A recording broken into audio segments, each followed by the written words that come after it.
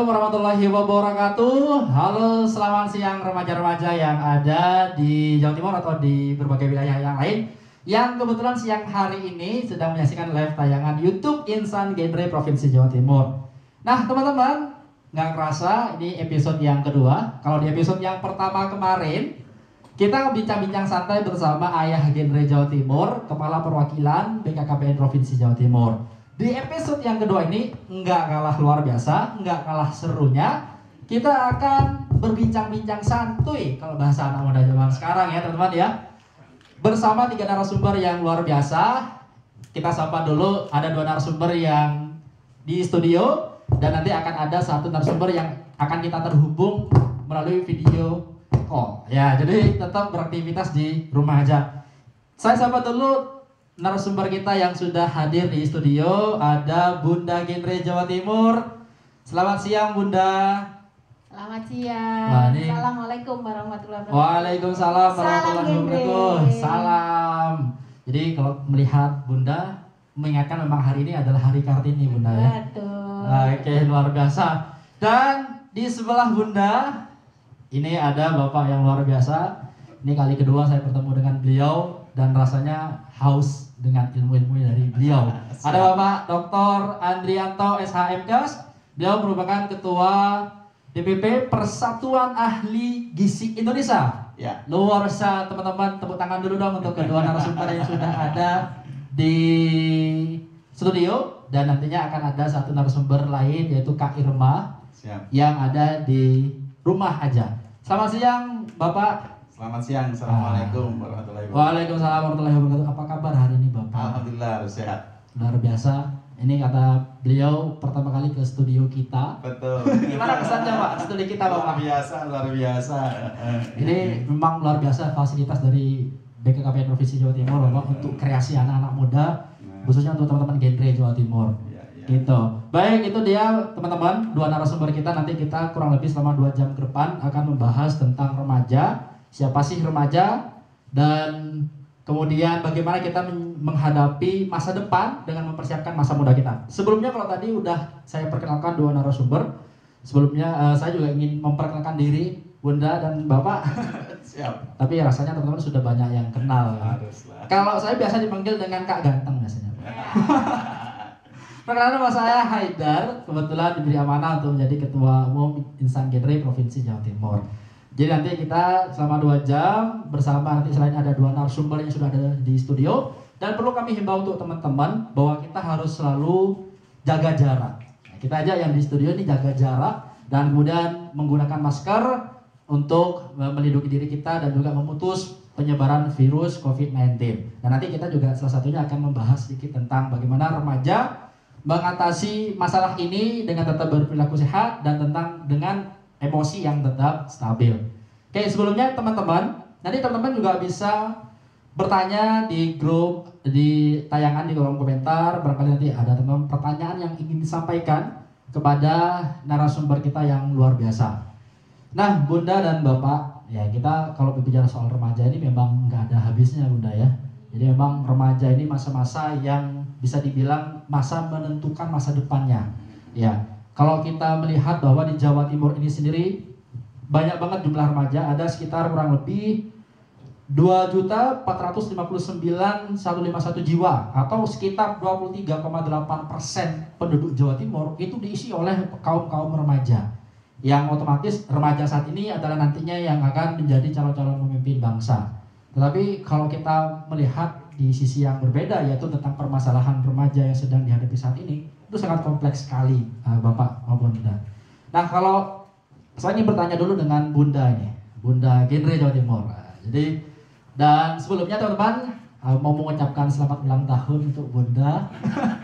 Ini beliau kebetulan Terima Bunda kasih. kita baru berulang tahun di tanggal 19 kemarin. Terima kasih. Mudah-mudahan semakin sehat, Amin. usianya selalu barokah dan tentunya bisa terus menjadi inspirasi bagi remaja-remaja yang di Jawa Timur, Bunda.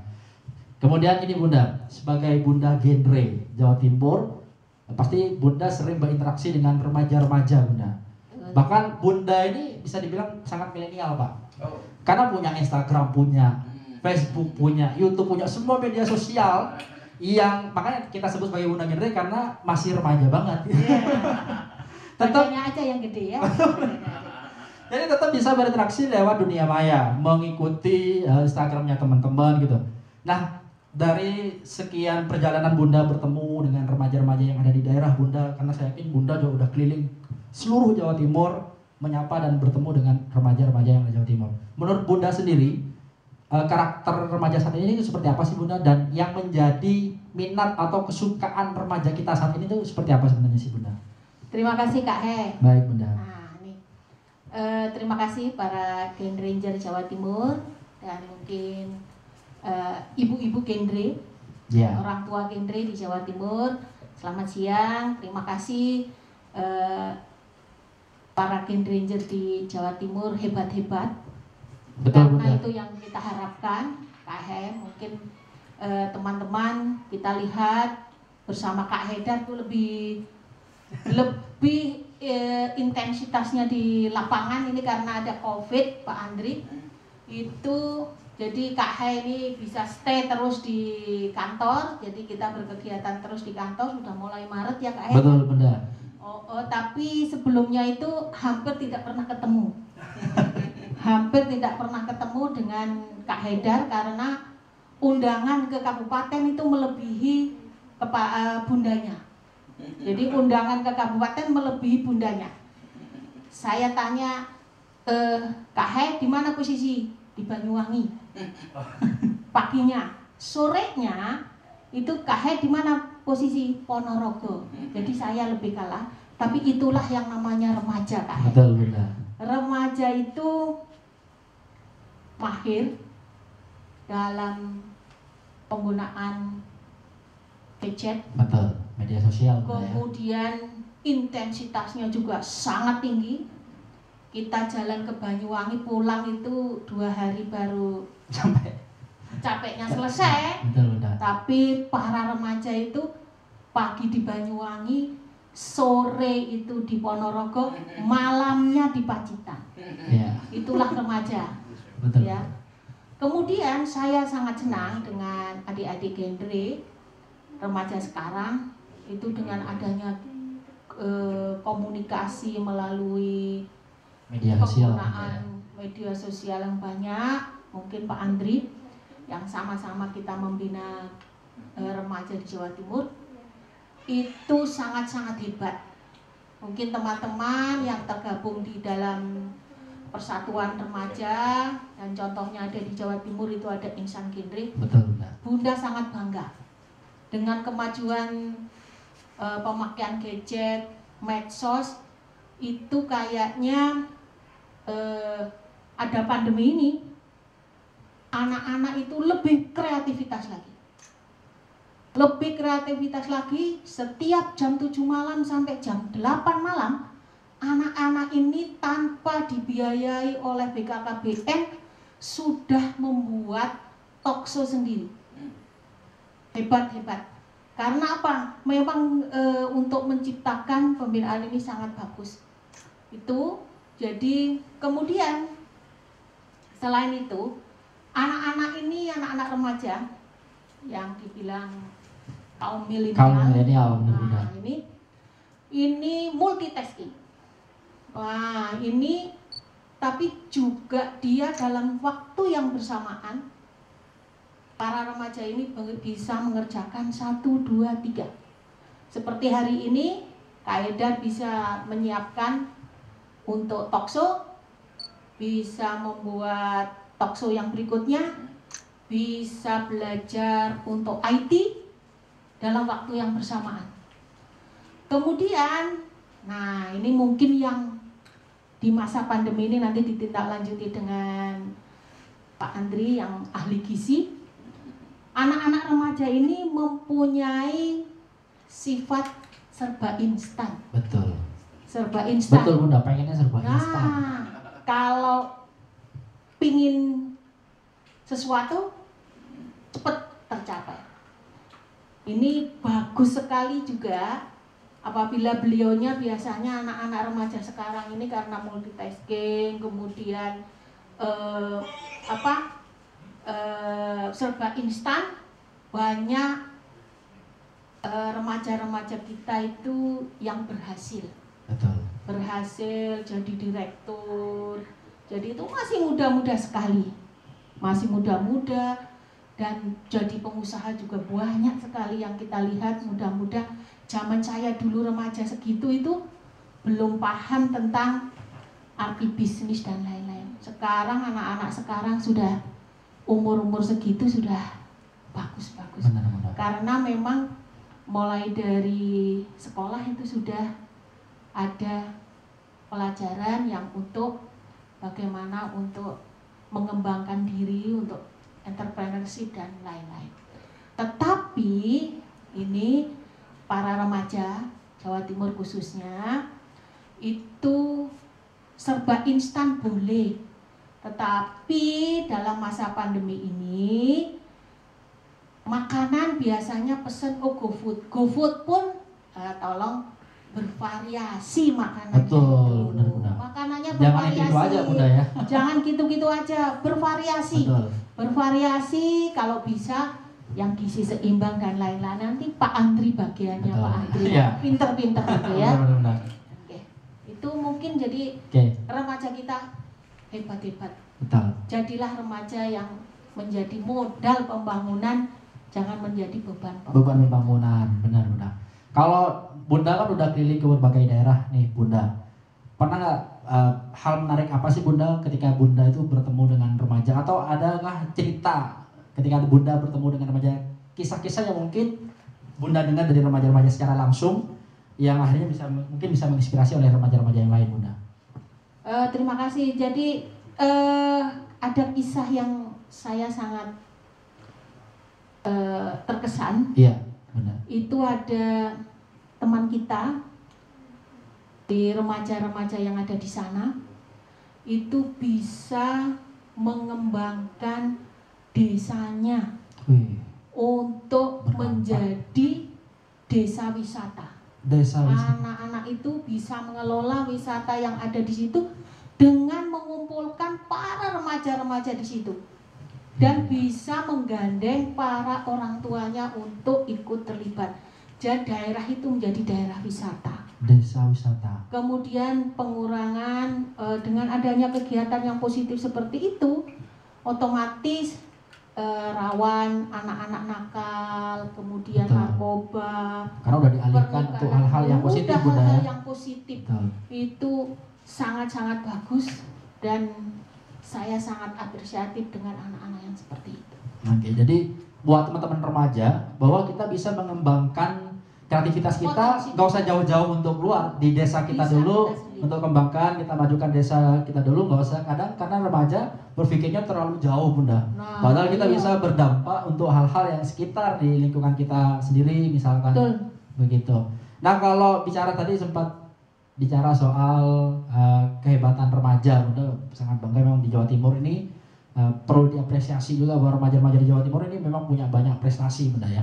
Nah kalau menurut Bunda sebenarnya bagaimana sih remaja ini agar mampu menjadi remaja yang hebat? Atau kata menurut Bunda remaja yang hebat itu yang seperti apa sih Bunda? Terima kasih Kak. Iya. Remaja yang hebat itu tadi sudah ya. Remaja yang hebat itu adalah remaja yang menjadi modal pembangunan. Betul. Kita akan menuju apa? Indonesia emas. Indonesia emas 2045. Berarti anak-anak yang sekarang yang umur kurang 25 lagi berarti yang sekarang sudah berumur SMA 17, 18, 19, 20 berarti nanti pada waktu berumur 45 Indonesia itu sudah menjadi Indonesia emas. Diharapkan remaja ini bisa mengambil peran yang sangat besar. Betul. Dimulai dari sekarang tentu Kak benar-benar. Dan tentu kita ingat bahwa untuk menjadi remaja yang hebat, yang hebat itu, nah ini dia remaja yang hebat antara lain apa? Jangan menikah dini, Kak. Setuju Bunda, saya belum menikah sampai sekarang. Nah itu dia, tapi jangan tua-tua Kak ya. Iya, jadi jangan menikah dini. Betul. Tapi menikahlah dengan dini boleh. Kalau cocok menikahlah dengan dini itu boleh. Tapi jangan menikah di usia dini. Di usia dini. Nah, minimal usianya itu 21. Baik. Yang untuk perempuan, laki-lakinya itu 25. Betul. Dan kalau yang sudah menikah Ya, di 21 ini jangan kesusu punya anak dulu, jangan hamil dulu. Karena di musim pandemi ini. Betul. Nah, kata Pak Hasto, Ya. itu kalau mau menikah sekarang diharapkan itu tundalah kehamilan setelah selesai wabah pandemi. Betul. Ya. Karena orang hamil ya benar. itu otomatis nanti ada yang nyidam. Ya benar. Oh, Kayak itu ini, kan kayak itu, ya, kondisinya kan turun Ya. gitu ya. Jadi mending kalau yang menikah sekarang, kalau yang ada remaja-remaja yang sudah umurnya 21 pingin nikah, ya. kalau Kak Hai kan nanti-nanti kan? Nanti-nanti. Iya, nanti-nanti. Masih ada buka pendaftaran gitu kan. Nah, ini nantilah. Ya. Nah, kemudian apa? Jangan melaksanakan seks sebelum menikah, gitu ya. Kalau sudah melaksanakan seks sebelum menikah, itu kan bahaya. Risiko, ya. Resikonya tuh banyak lah. Betul. Adik-adik pasti lebih tahu itu. Kemudian apa? Hindarilah nafsa. Benar. Nah, karena nafsa ini insya Allah nggak ada baiknya. Betul, nggak ada Bunda. Negatifnya Besar. sekali. Betul. Gitu. Jadi kita harapkan seperti itu. Oke, baik. Jadi artinya teman-teman, remaja yang hebat itu adalah remaja yang terhindar dari 3 permasalahan tadi. Iya. Mulai dari pernikahan dini, Bunda ya. Menikahlah di usia yang ideal, teman-teman Iya. ya. Walaupun sudah ada pasangannya, tunggu dulu. Tunggu dulu gitu. Pelaminan masih bisa nunggu, Bunda ya. Nah. Ya. Catering masih bisa nunggu, teman-teman. Nggak akan kehabisan catering. Gedung masih banyak gitu.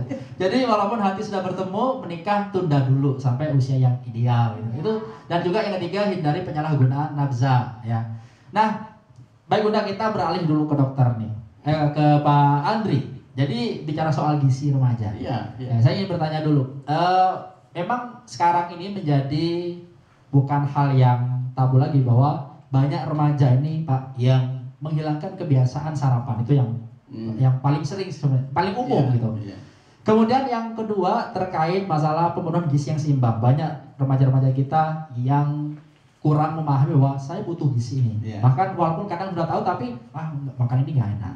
Ada aplikasi layanan makanan tinggal klik udah datang. Nah, itu yang akhirnya mempermudah remaja bisa mengkonsumsi makanan yang tidak sesuai. Oke, yang saya tanya sebelum saya tanya ke Bapak, kita lihat dulu tayangan berikut, Bapak. Siap.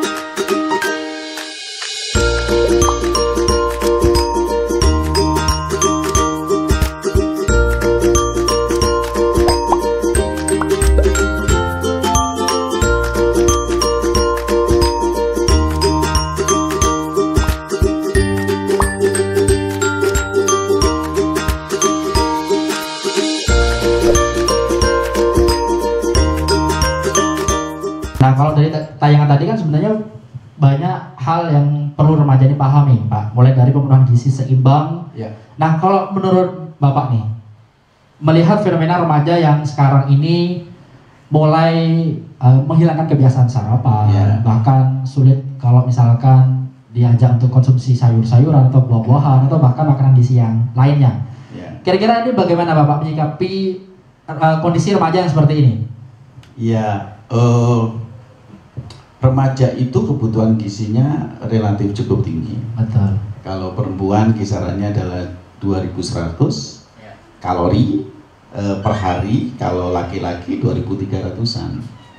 Jadi kalau seandainya dan itu terpenuhi akan menjadi lebih bagus kalau seandainya pola makannya itu jadwalnya harus teratur. Kalau tidak teratur akan jadi tidak bagus. Ya, jadwal yang teratur itu idealnya itu adalah makan pagi. Ya. Makan pagi itu ya jam 7 sampai jam 8 lah gitu. Kemudian snack jam 10 atau Jam snacknya 10. jam 10. Ya. Kemudian makan siang, snack jam 4 sore, Betul. sama makan malam. Ya. Ya, itu akan lebih gampang terpenuhi. Jadi kalau seandainya remaja Ya. itu menghindari sarapan dengan berbagai alasan. Benar. Salah satu contohnya adalah melakukan diet katanya begitu, berat badan.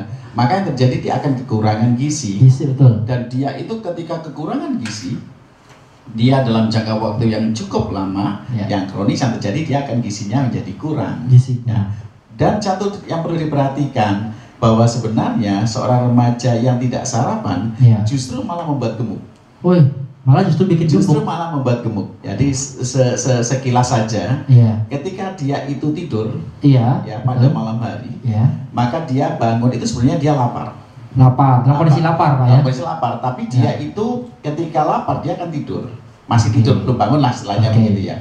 Dan dia itu pada saat bangun sekitar jam 6, ya katakanlah jam 5 juga begitu dia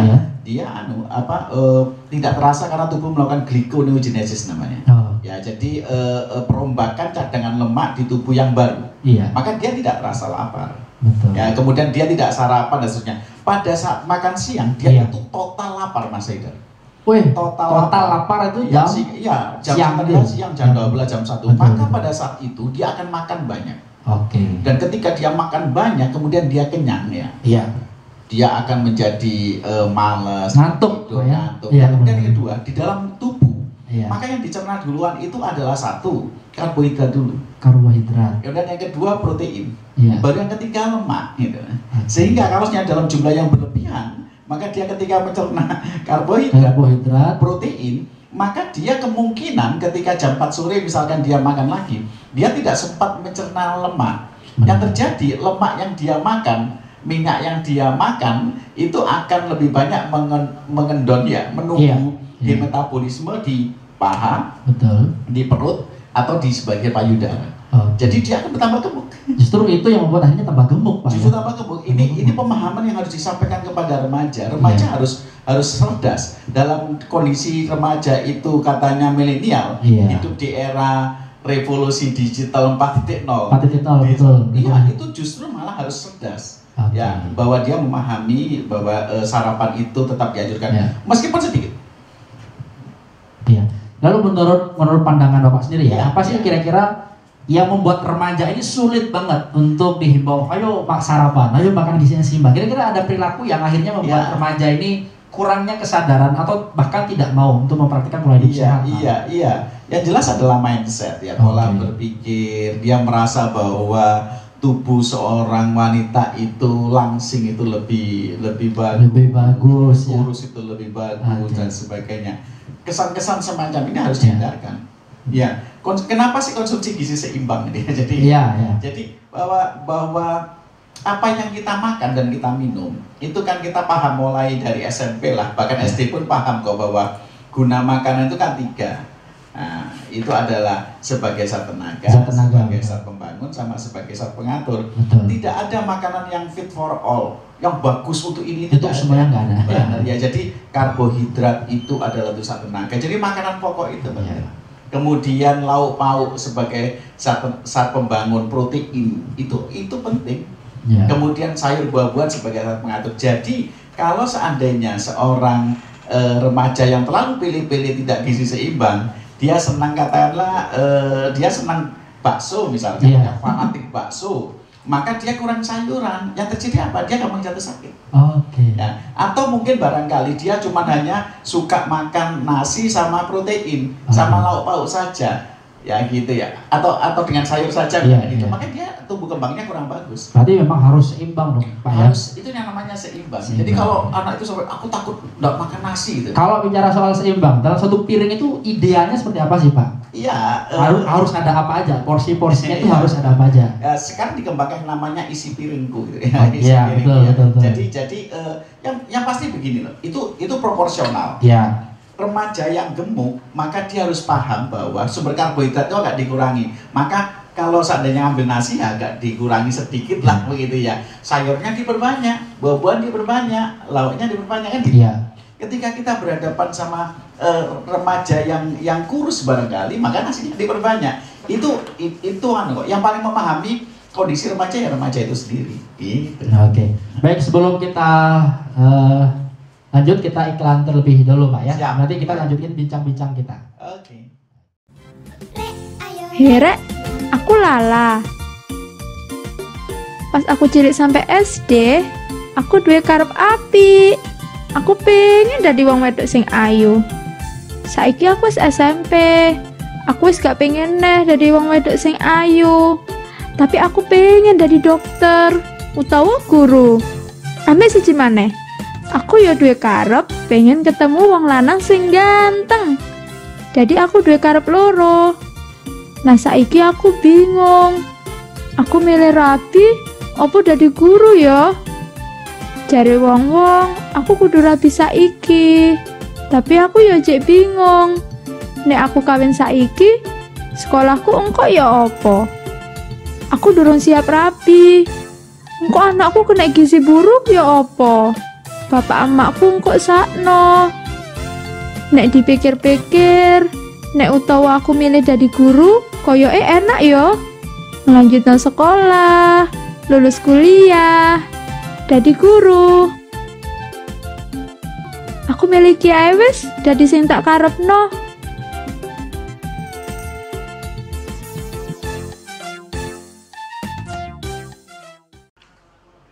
Baik teman-teman, kembali lagi di live YouTube Insan Genre Jawa Timur.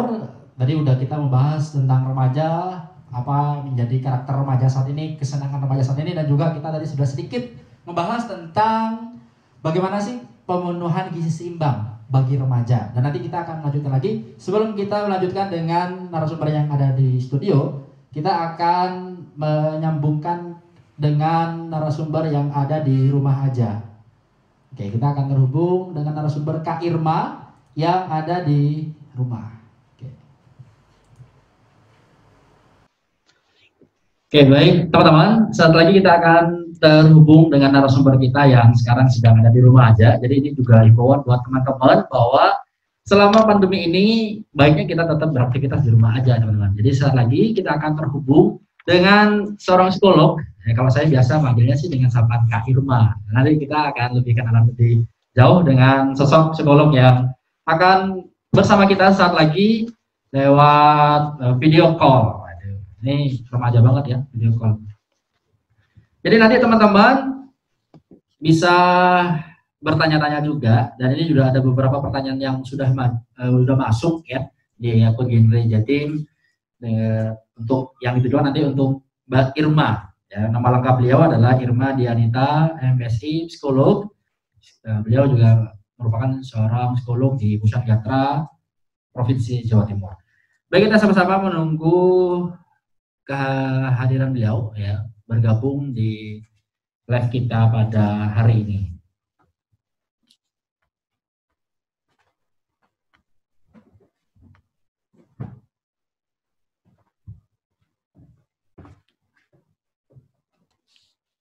Oke, ini udah bergabung dengan kita, teman-teman. Ada Kak Irma, masih menunggu nih. Oke.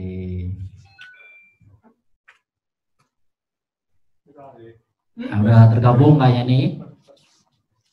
Halo, selamat siang. Selamat siang Kak Irma. Oh, suaranya nggak ada ya? Halo? Oke, udah masuk nih. Halo, apa kabar Kak Irma? Hai. Oke, apa kabar? Baik, alhamdulillah. Luar biasa, ini tetap beraktivitas di rumah aja ya? Kita ada sistem jam kerja sih memang. Jadi standby jam 8 sampai jam 4. Kalau untuk urusan pekerjaan pendidikan, jadi standby online. Oke, jadi sekarang serba zamannya virtual meeting ya, Kak Irma ya?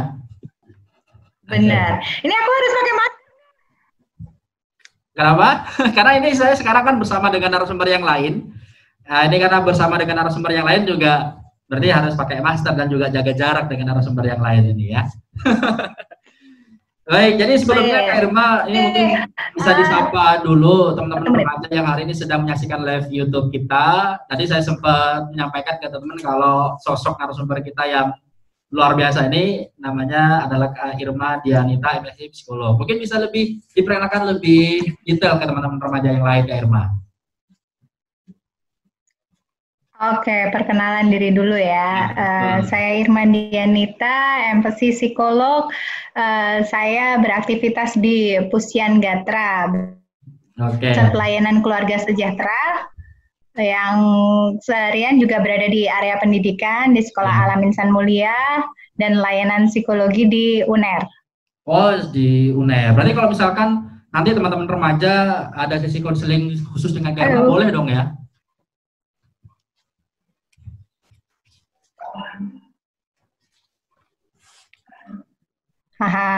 Oke, baik Kak Irma, ini udah ada beberapa pertanyaan yang masuk di Genre Jatim dengan dan juga ada beberapa pertanyaan yang nanti akan saya sampaikan untuk Kak Irma.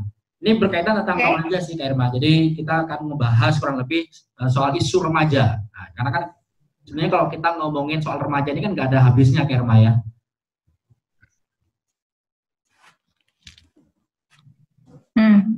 Ya, jadi ini Kak Irma.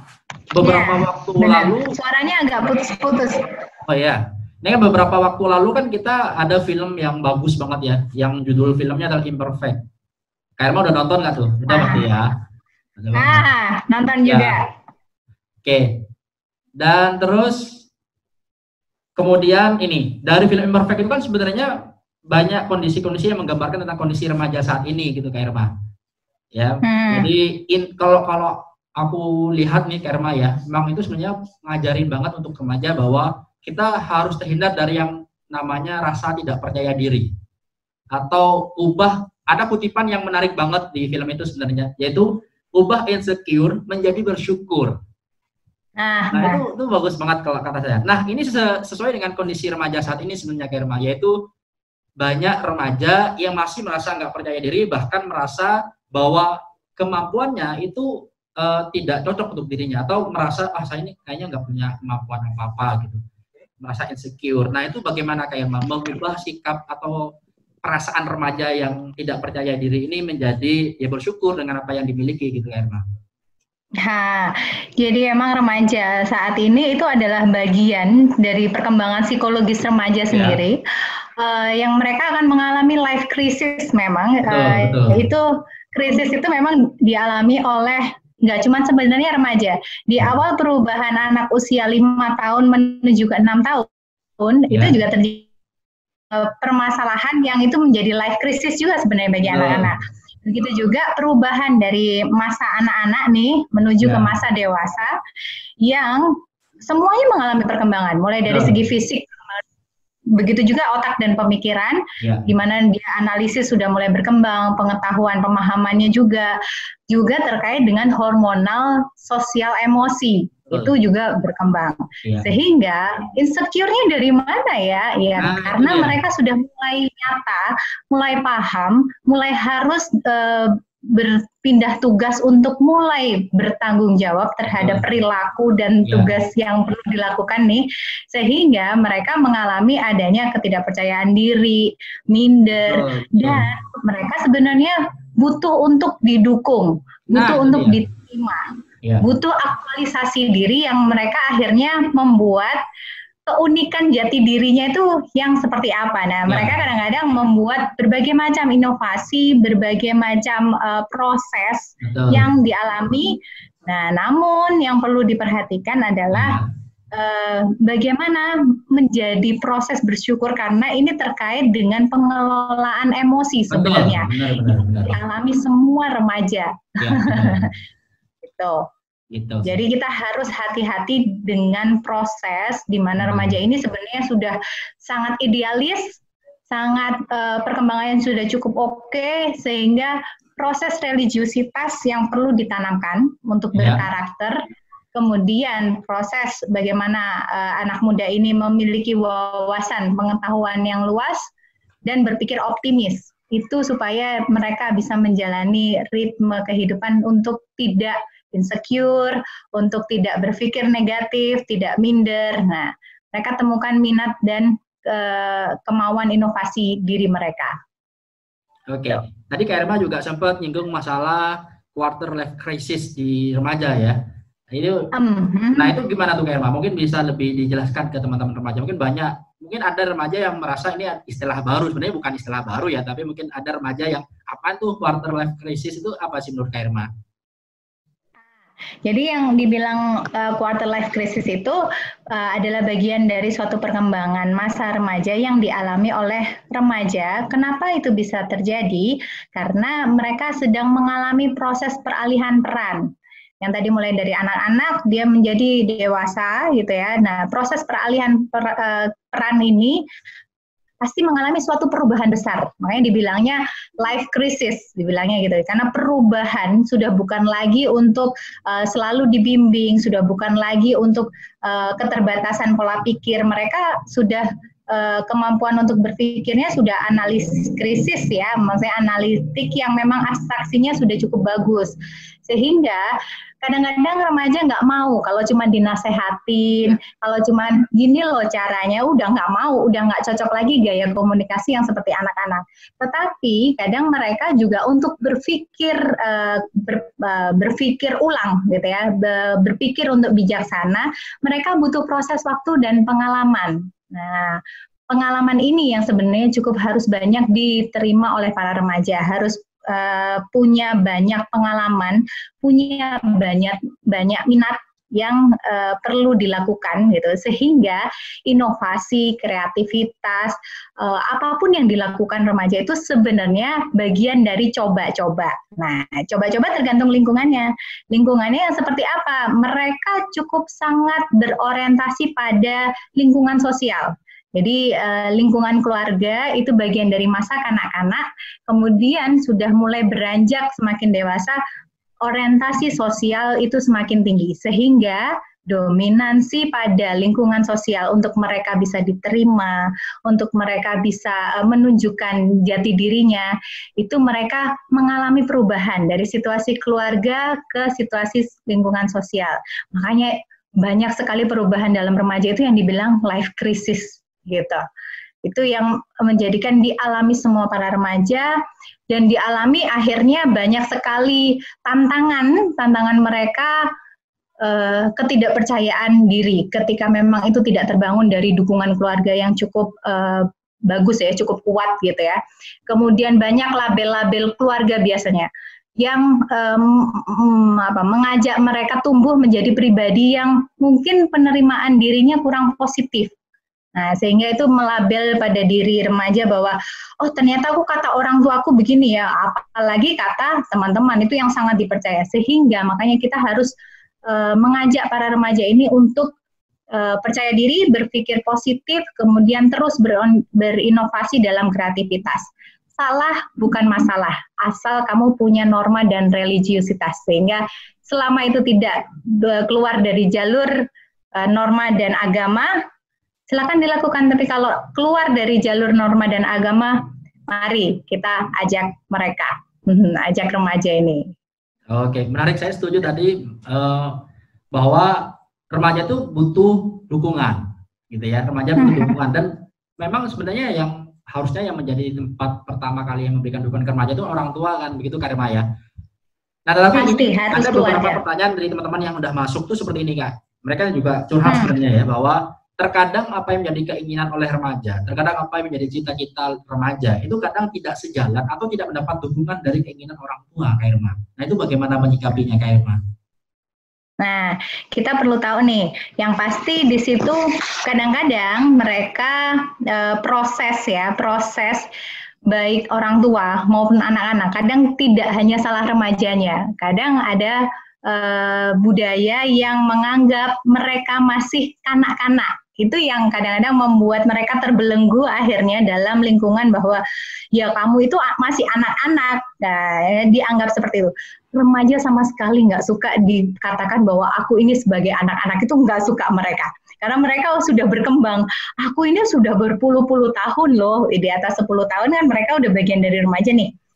Jadi aku sudah hampir 10 tahun aku punya pengalaman kok aku tidak diakui. Aku ini juga punya pengetahuan loh. Nah, kadang-kadang akhirnya yang menjembatani ketidaksinkronan maksud baik orang tua dengan maksud baik anak gitu, itu dari komunikasi sebenarnya. Jadi permasalahan komunikasi ini yang harus diselesaikan. Bagaimana akhirnya supaya remaja ini bisa diterima pemikirannya, kemauannya, keputusannya, dan bagaimana juga melihat dua sisi orang tua, apa sih tujuan niat baiknya orang tua atau tujuan yang diinginkan orang tua seperti apa. Nah, proses untuk menjembatani ini masa itu yang memang dua-duanya harus saling memahami gitu, dimana kata saling itu adalah orang tua bisa masuk ke dunia anak, begitu juga anak bisa tahu apa yang tujuannya yang orang tua lakukan untuk ke dia, sehingga itu akan terjadi proses saling pemahaman supaya tidak menjadi miss.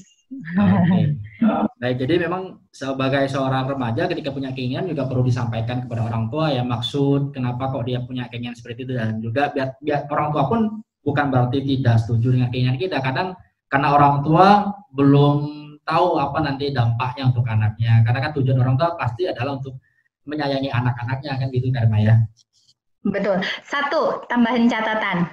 Tolong kalau anak-anak remaja sudah punya keputusan bulat nih, sharingkan rencana hidupmu atau rencana karir. Karena dengan rencana orang tua akan bisa tahu kematangan keputusan sang anak. Gitu. Oke, berarti dari seorang anak juga harus ada keterbukaan kepada orang tuanya tentang apa aja yang diinginkan cita-cita dari si anak itu Karma ya.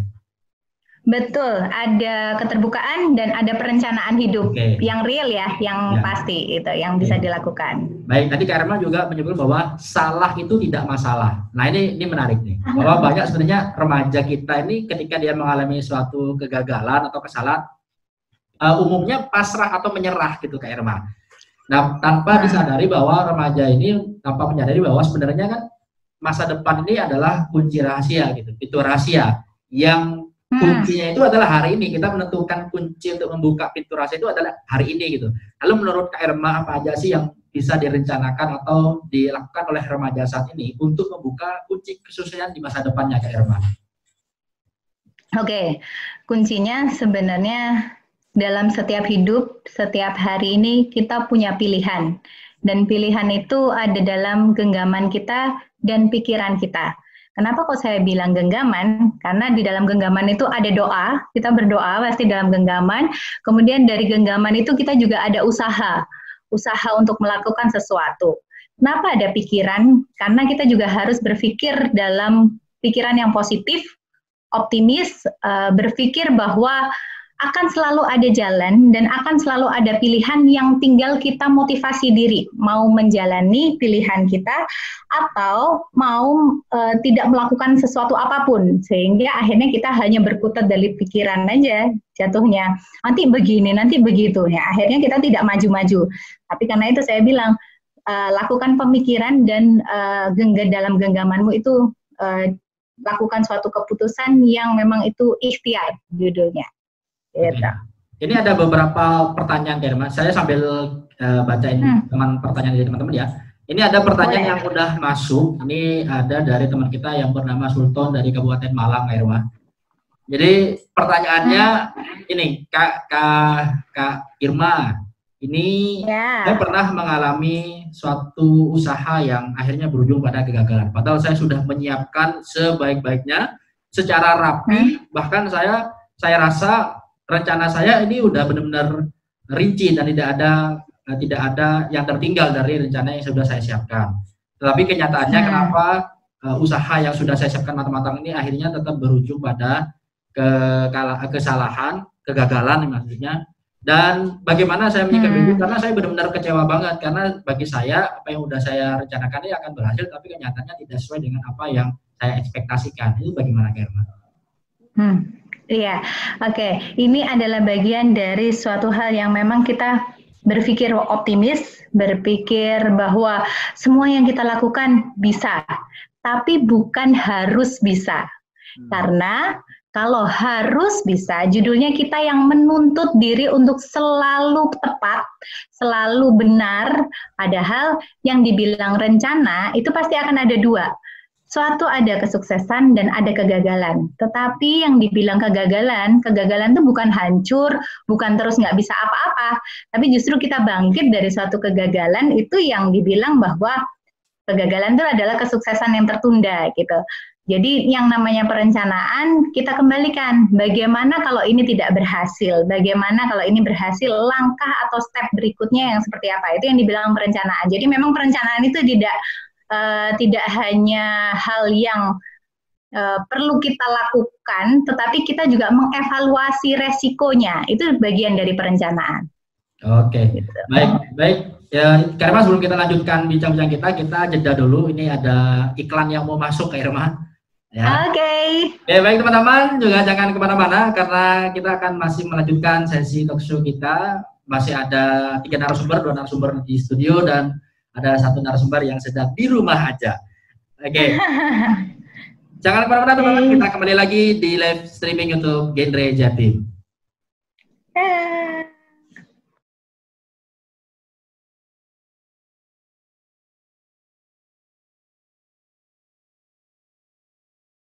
Baik.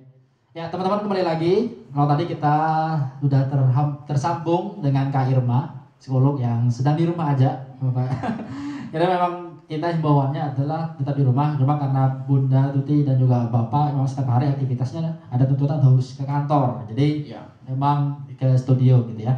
Nah lanjut, balik lagi dengan Bapak Andrianto. Bicara soal gizi remaja tadi Bapak, berkaitan dengan kebiasaan remaja yang sampai saat ini mulai kurang tadi, biasa sarapan dan penggunaan gizi yang seimbang. Lalu pola perilaku apa yang akhirnya membuat remaja saat ini merasa bahwa bagi saya pola makanan yang seimbang tuh ya udah seini aja gitu.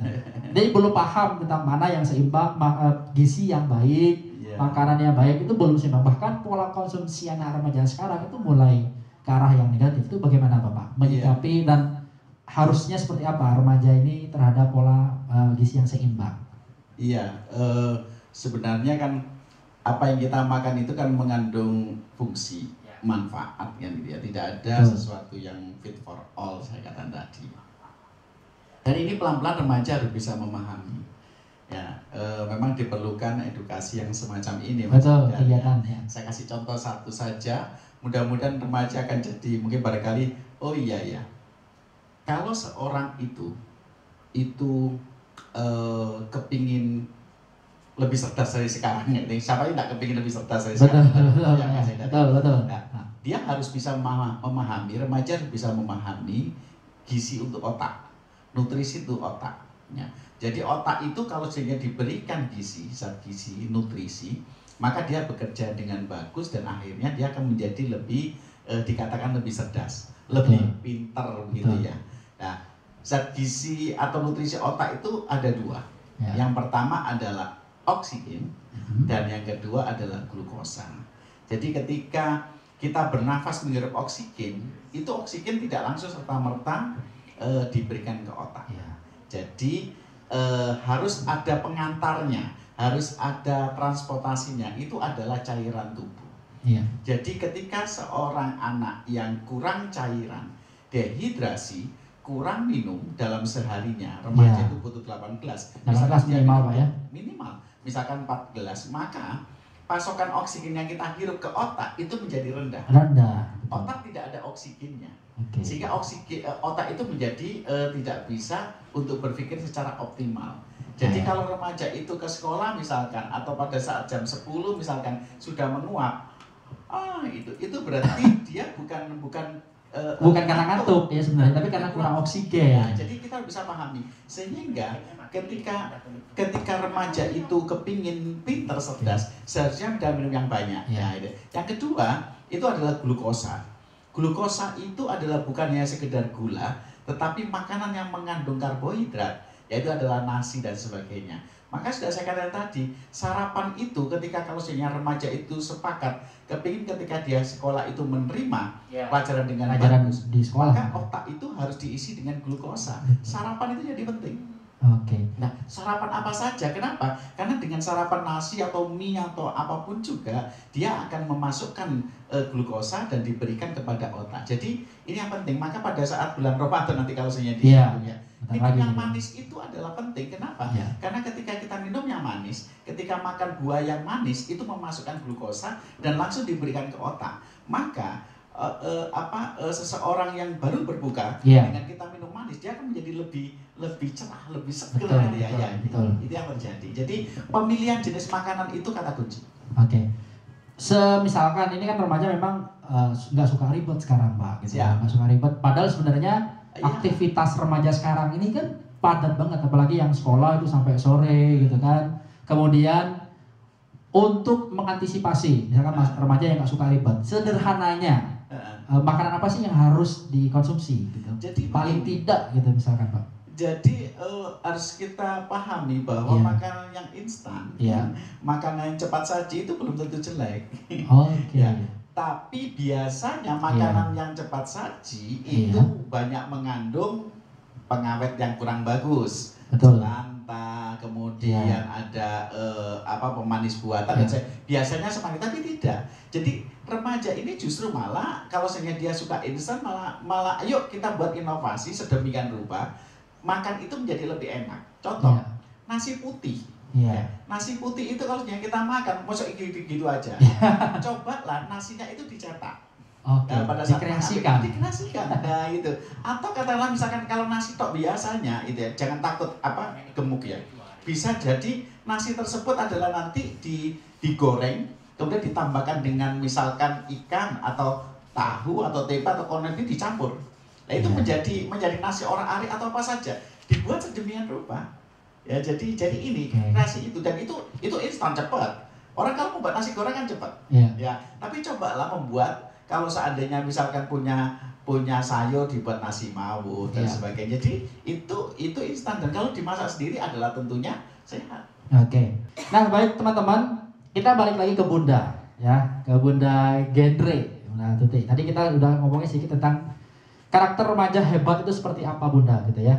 Nah, kalau misalkan Bunda, ini kan banyak di Genre ini kan sebenarnya adalah organisasi atau sebuah wadah bagi remaja untuk berkarya yang pendekatannya melalui dari, oleh, dan untuk remaja, kan seperti itu, Bunda ya. Dan memang salah satu sasaran Genre atau PIK remaja, yang wadahnya ada PIK remaja, itu adalah Pusat Informasi Konseling Remaja, di mana memang dengan adanya PIK remaja ini nantinya remaja-remaja yang punya masalah itu curhatnya ke remaja itu sendiri. Karena memang kita sadari remaja ini kan lebih suka kalau curhat kepada temannya Bunda ya. Tetapi memang yang seharusnya adalah remaja ini ketika punya masalah curhatnya itu justru ke orang tua atau ke keluarga. Tapi ternyata banyak yang orang tua justru tidak mengenali remajanya. Banyak orang tua yang justru tidak paham kebutuhan remaja. Nah menurut Bunda, kira-kira orang tua itu perlu tidak sih Bunda untuk menjadi sahabat untuk remaja-remajanya? Ya, terima kasih Kak He. Jadi menurut Bunda, Bunda juga punya remaja, punya remaja. Anak-anak ini kan memang senengnya itu sama teman. Betul, sama teman sebayanya. Jadi sebagai orang tua yang diharapkan itu juga bisa menjadi teman. Betul. Nah, jadi mohon maaf nih Pak Andri yang laki-laki ya Pak Andri. Biasanya yang laki-laki itu Kak He. Kalau mak itu insya Allah itu bisalah selalu dekat dengan anak-anak. Bisa sebagai teman. Bisa sebagai kakaknya, bisa sebagai bundanya. Betul. Nah ini Bunda himbau ke bapak-bapaknya ini biasanya. Nah, anak-anak ini milenial loh. Anak-anak milenial, anak-anak yang bisa mencari melalui gadget dan apapun. Tapi di gadget pun itu ada yang kadang-kadang kita nggak minta nyelonong lagi gitu. Nah itu jadi diharapkan orang tua, yang namanya orang tua itu ada ibu dan ada bapak. Kalau dulu kita kayak zaman remajanya Bunda, kalau sama ibunya itu dekat. Kalau sama bapaknya, waduh, takutnya gitu ya. Kita pulang, bapak sudah duduk di depan rumah. Wah, kalau tanda-tanda Bunda ya. Nah, itu dia. Apalagi pulangnya itu melebihi jam. Nah, sama Pak Andri kan paling juga seperti itu. Kalau sekarang, anak-anak sekarang itu diharapkan orang tua nggak seperti itu. Iya, benar. Diharapkan itu pada saat anak-anak itu tidak bisa serta-merta sekarang, Kak He. Itu harus dipupuk komunikasi yang efektif antara orang tua dengan remaja. Itu harus dipupuk mulai dalam kandungan. Betul. Kalau kandungan itu sudah ada komunikasi. Mulai ada komunikasi disayang. Itu insya Allah itu kalau sudah mulai dalam kandungan ada komunikasi, kemudian lahir remajanya itu kalau sudah ada komunikasi yang baik, remaja itu sekarang kalau mulai dari kecil sudah ada komunikasi, insya Allah itu kalau anak ada apapun itu curhatnya kepada orang tuanya. Apalagi sekarang Kak Hai di sekolah, keluar dari sekolah itu banyak variasinya, temannya banyak, variasinya banyak. Tetapi apalagi kalau mengalami bullying di sekolah, nah itu kalau anaknya dekat dengan orang tuanya, pulang itu curhat, langsung bercerita, langsung curhat gitu Bunda ya. Nah orang tua, bapak ibunya itu sambil duduk makan itu anak akan cerita. Kalaupun nggak cerita, para remaja, para anak-anak kita kalau kena bullying, pasti pulang itu wajahnya sudah beda. Udah murung gitu. Wajahnya itu sudah lain. Assalamualaikumnya itu sudah Assalamualaikum. Udah nggak semangat. Udah nggak semangat. Assalamualaikum. Itu sudah. Dan harusnya orang tua peka Bunda ya. Sudah harus peka itu. Nah itu yang untuk sehari-harinya. Nah nanti kalau sudah seumuran Kak Hai, nah ini ya. Saya masih dan seumuran yang adik-adik di sana, nah, yang sudah siap untuk menikah, itu biasanya perlu pertimbangan dan perlu bimbingan. Benar. Perlu konsultasi sebagai orang tua yang sudah mengalami asam garamnya kehidupan. Remaja ini apalagi yang sudah dimabuk cinta. Waduh. Nah, itu harus perlu bimbingan orang tua. Boleh orang tua menceritakan tentang kehidupannya dan dipastikan kesiapan-kesiapannya itu. Kalau dari Bunda sendiri kan tadi Bunda juga punya anak remaja gitu ya. Kalau Bunda mungkin sharing Bunda, barangkali ini juga ada bunda-bunda yang sedang menyaksikan. Kalau dari Bunda sendiri biasanya memperlakukan remaja atau anak remaja Bunda itu pola asuh seperti apa Bunda?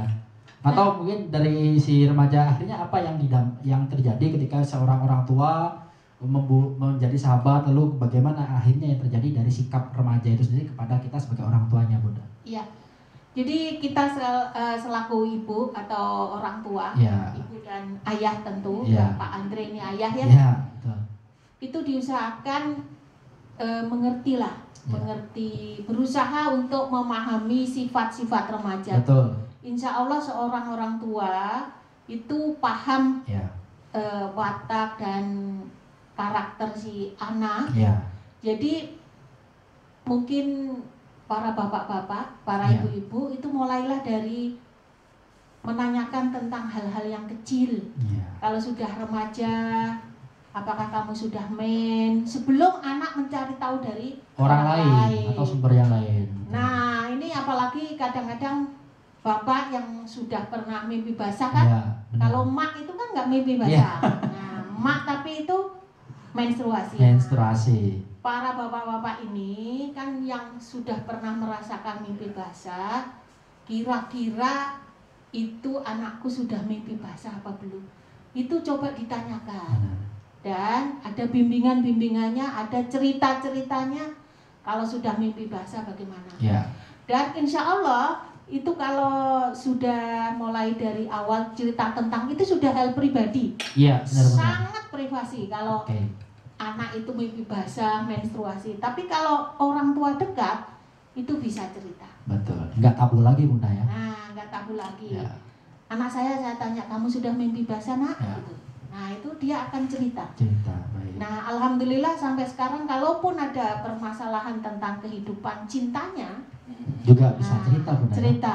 Untuk memilih pekerjaan dia sharing. Ya. Untuk memilih pekerjaan, untuk pindah pekerjaan, untuk menolak atau menerima dia sharing juga. Dan orang tua juga bisa membimbing kapan kamu menikah, kalau menikah perlu siap-siap dan lain-lain itu.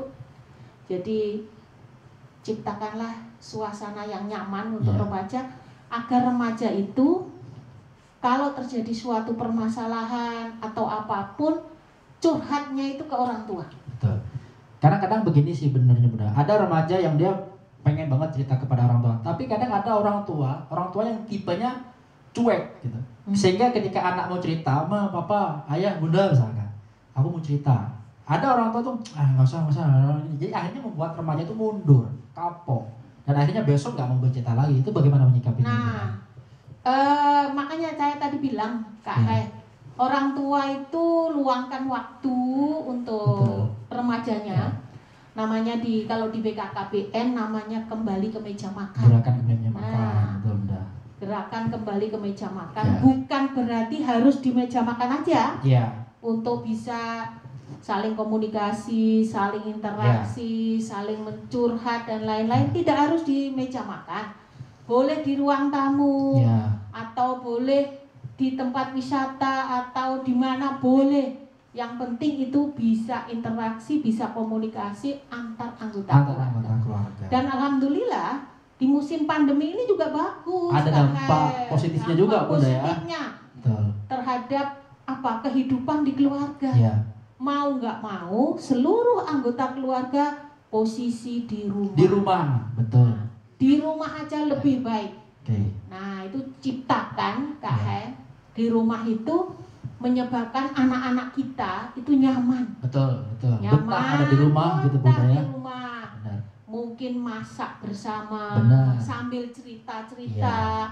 Kalau anaknya yang sudah siap menikah, mungkin seperti Kak Miftah udah siap menikah, ditawarin Bunda ya. Bisa, enggak lah, bisa belajar masak. Oh benar. Calon ibu bisa belajar masak sambil cerita-cerita. Sambil cerita-cerita Kak nanti kamu harus gini. Jadi sharing sambil belajar sama tadi yang gizi remaja, gizi menyusui dan lain-lain. Nah mungkin kalau yang perempuan, yang laki mungkin yang laki itu belajar menjadi ayah yang siaga. Nah boleh membuat, misalnya bapaknya pinter membuat kandang ayam. Benar. Mungkin bisa Jadi ada usaha ekonomi produktif Bunda ya. Ekonomi produktif. Dan itu perlu disiapkan dari sekarang teman-teman. Masa depan itu kuncinya adalah harus disiapkan sejak dini kayak gitu.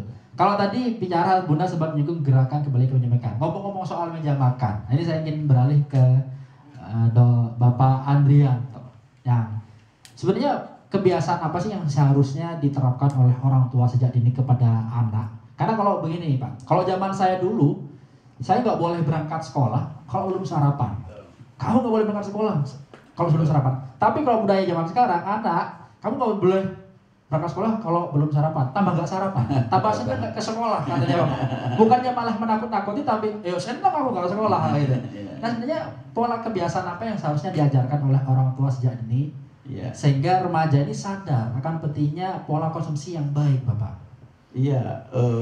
Kan tadi diceritakan dalam masa pandemi COVID-19 ini kan bila di rumah saja maka waktu itu sangat berkualitas untuk diajak berdiskusi, ngobrol antara orang tua dengan anak. Maka bisa jadi orang tua itu coba ceritakan kisah-kisah sukses dari temannya orang tua boleh, atau mungkin yang diingat ada tokoh agama boleh, tokoh negarawan juga boleh, apapun juga. Dan diceritakan bahwa dulu itu yang namanya Raja Hayam Wuruk, dia itu adalah pinter cerdas, dan di dalam buku catatan sejarah tersebut beliau sangat suka ikan, konsumsi ikan. Dan ditunjukkan juga bagaimana Kendedes, rumah yang cantik begitu, dulu di dalam penyajian makanannya pasti harus ada sayur dan buah-buahan. Betul. Ya, jadi ini dicontohkan supaya bahwa dia mempunyai image bahwa sebenarnya kalau kepingin cantik seperti Kendedes maka perbanyaklah konsumsi sayur atau buah-buahan. Nah, itu lebih bagus. Nah, pada saat nanti barangkali orang tua tidak mampu bercerita banyak tentang bagaimana model-model yang seharusnya bisa sama anaknya bisa ditiru, maka itulah pentingnya kita belajar bareng-bareng, buka bareng-bareng YouTube barangkali. Yuk, kalau bisa remaja yang melihat acara kita, itu adalah bukan hanya remaja, ajak itu orang tua. Ada orang tuanya, harus nonton duduk bareng, Pak. Atau orang tua juga ngajak begitu. Ayo kita sama-sama lihat. Jadi orang tuanya paham, teredukasi, remaja juga teredukasi. Bisa jadi diharapkan ketika lihat handphone, orang tuanya jadi marah, Mas. Marahnya marah positif. Handphonemu ini loh kok jelek sih, terus tak belikan. Biar bisa nonton terus. Saya nggak bisa nonton terus. Yuk, tak belikan besok. Yuk lah, ini kan ada untungnya. Mendapat handphone baru. Tapi dengan syarat harus nonton terus genrenya. Jadi ini ada rasa riang, ada rasa gembira, karena di dalam ilmu kesehatan dan atau ilmu gizi bahwa ada yang dikenal namanya enjoy your food Makan itu akan menjadi lebih bagus metabolismenya bila kita makan dengan nyaman, dengan enjoy. Nah, begini Pak, bicara soal tadi makan kan ada asumsi, ada pendapat bahwa kalau makan ada dua versi sebenarnya. Kalau makan sopannya adalah tidak sambil berbicara. Tapi juga ada pendapat kalau makan itu lebih sehat kalau sambil berbicara. Itu sebenarnya seperti apa yang baik, Pak? Iya, jadi banyak sekali peninggalan zaman kolonial kita dijajah Belanda itu banyak anjuran-anjuran yang sebenarnya kurang tepat. Salah satunya adalah kita itu pada saat kita makan itu dianjurkan untuk tidak berbicara. Tidak berbicara karena etikanya katanya seperti itu. Iya benar. Tapi sekarang sebenarnya tidak begitu. Dalam kacamata ilmu gizi itu kita dianjurkan makan bersama dan sambil ngobrol. Kenapa? Tadi saya katakan tentang nutrisi otak. Karena ketika saya makan satu suap misalkan ada nasinya begitu. Ketika saya itu sambil ngobrol, maka saya mengunyahnya dalam jangka waktu yang relatif lama. Mengunyahnya berulang kali. Nah, di dalam mulut kita ada namanya enzim petialin. Yang merubah karbohidrat sederhana terutama itu langsung jadi glukosa. Jadi ketika saya berbicara begini sambil makan misalkan. Nah, gitu ya. Maka ketika saya saya telan, gelak begitu, maka ini sudah jadi glukosa. Dan ini langsung dioper ke otak. Kenapa? Karena nutrisi otak tadi kecuali oksigen glukosa. Maka ketika anak itu diajak makan bersama-sama sama orang tuanya, sambil berkisah, sambil bercerita, sambil berdongeng atau apapun juga, maka dia akan menjadi lebih cerdas. Kenapa lebih cerdas? Karena memasukkan makanan glukosa kepada otak. Jadi itu teman-teman ya. Jadi kalau selama ini kita ternyata terpapar dengan informasi yang kurang tepat Dan itu sebenarnya udah saya dengar udah dari zaman saya kecil. Bahkan oleh orang tua kalau kita makan sambil ngobrol tuh dimarahin Pak. Jadi ternyata itu teman-teman, ternyata justru lebih baik ketika kita mengunyah itu sambil berbicara gitu. Karena kalau sebenarnya saya ingat pelajaran biologi kayaknya kalau nggak salah, idealnya kalau kita mengunyah itu berapa kali gitu Pak? Kan ada juga itu kan ada juga ya 15 kali, ada 15 kali. Itu memang anjurannya memang seperti itu kan. Artinya bukan melihat kelipatan 15 sambil dihitung jadi 1, 2, enggak perlu gitu. Tapi asalkan lebih lama gitu ya. Tapi kalau kita benchmark Mas Haidar, jadi kalau kita melihat bagaimana cara saudara kita di Jepang, saudara kita di Cina, di Eropa, coba ketika makan itu mesti ngobrol. Sambil ngobrol. Baik, ini ada pertanyaan di live chat. Ini tapi di sini nggak masuk. Boleh dibantu pertanyaannya? Terkadang orang tua tidak mengerti apa yang dimaksud dan yang diinginkan anak. hanya menginginkan apa yang orang tua mau terhadap anaknya, sehingga anak tidak bisa dengan nyaman untuk curhat kepada orang tua. Terus kalau kayak gitu bagaimana Bun? Oke, jadi ini untuk Bunda nih ya. Ini sebenarnya juga sempat kita singgung tadi Bunda ya, bagaimana pola asuh. Mudah-mudahan ini nonton sama orang tua. Karena saya juga dulu pernah merasakan Bunda. Jadi ada keinginan remaja, misalkan remaja udah punya cita-cita A gitu. Tapi kadang tidak selaras dengan keinginan anak, orang tua, keinginan orang tua. Sehingga itu bagaimana menyikapinya Bunda? Terima kasih kepada penanya. Semoga penanya ini itu duduknya ada orang tua bersama orang tuanya. Ya. Karena ini kan musim pandemi ya. Betul, harusnya bersama orang tua. Di rumah saja. Berarti di rumah itu kalau adik ini masih sekolah SMA, tentu posisi di rumah. Betul. Kalaupun kuliah pun posisi juga di rumah. Benar. Orang tuanya itu juga banyak di rumah.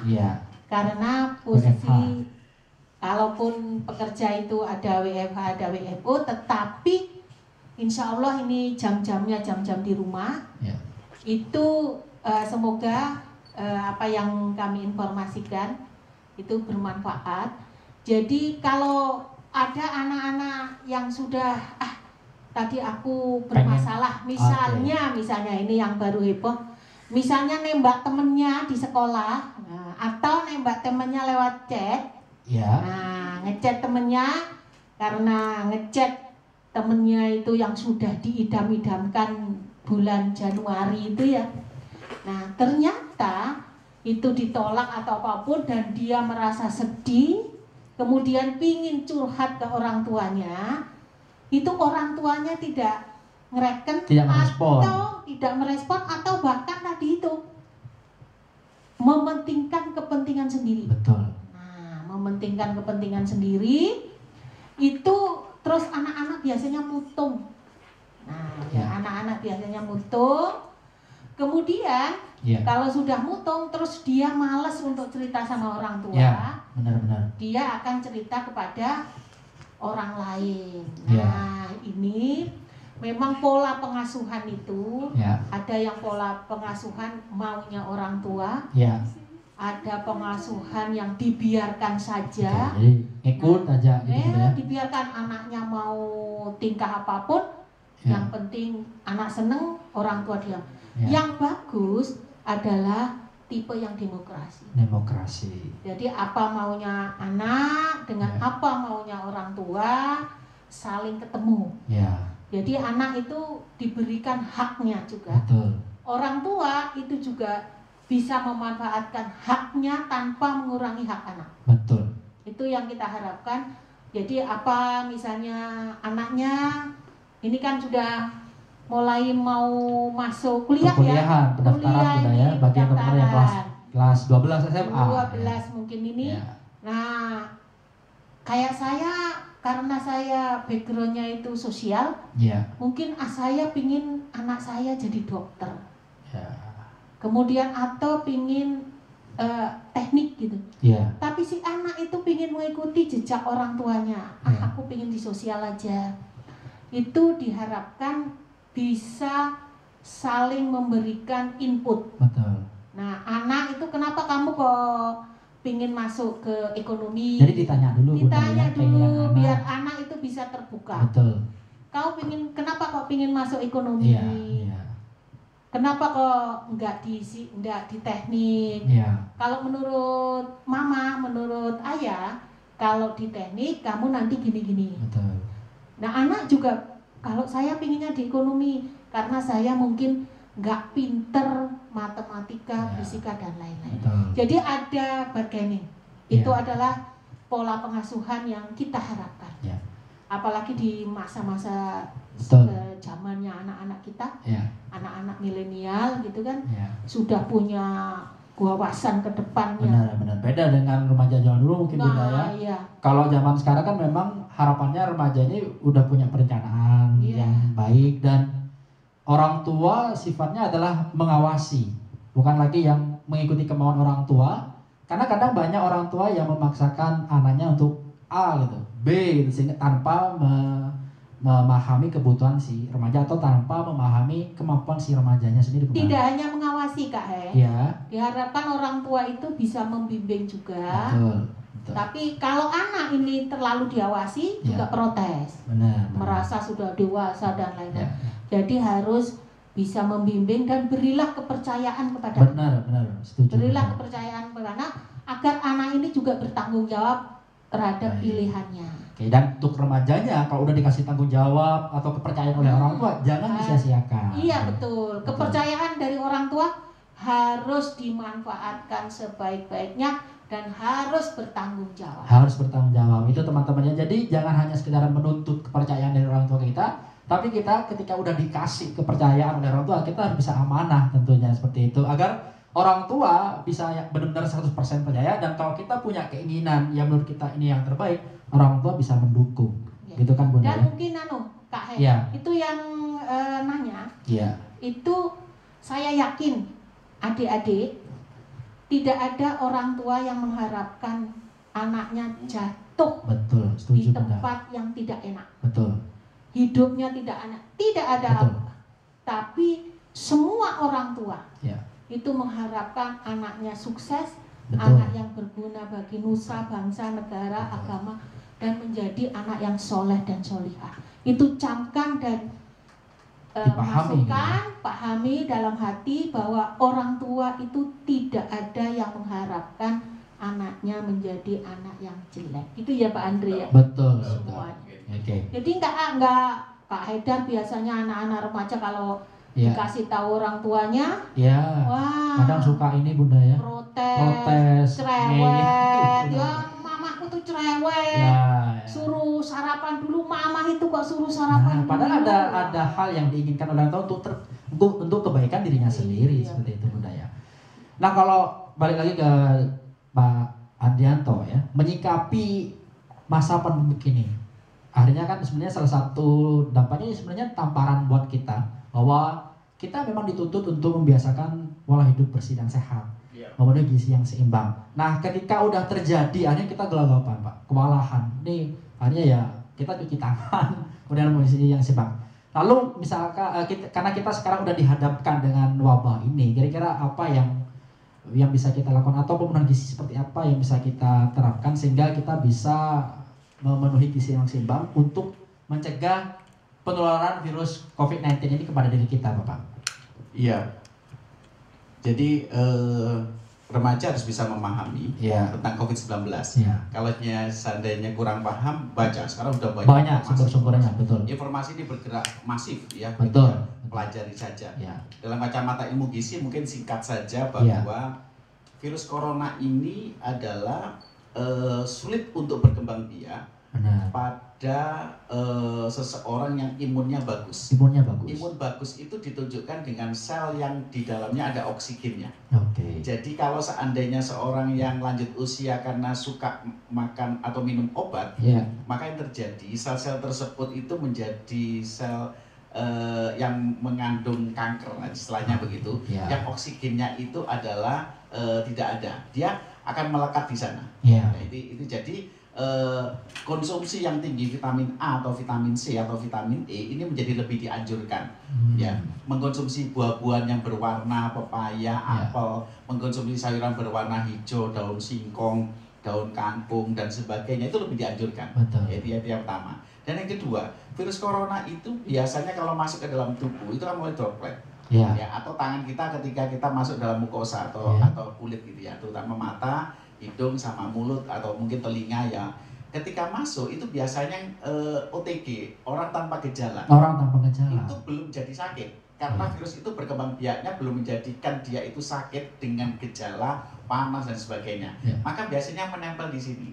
Dia itu ketika menempel, dia itu akan menempel pada yang disebut dengan lemak jahat yang proinflamasi, yaitu adalah minyak goreng, jelantah gitu ya, atau santan yang dipakai berulang kali.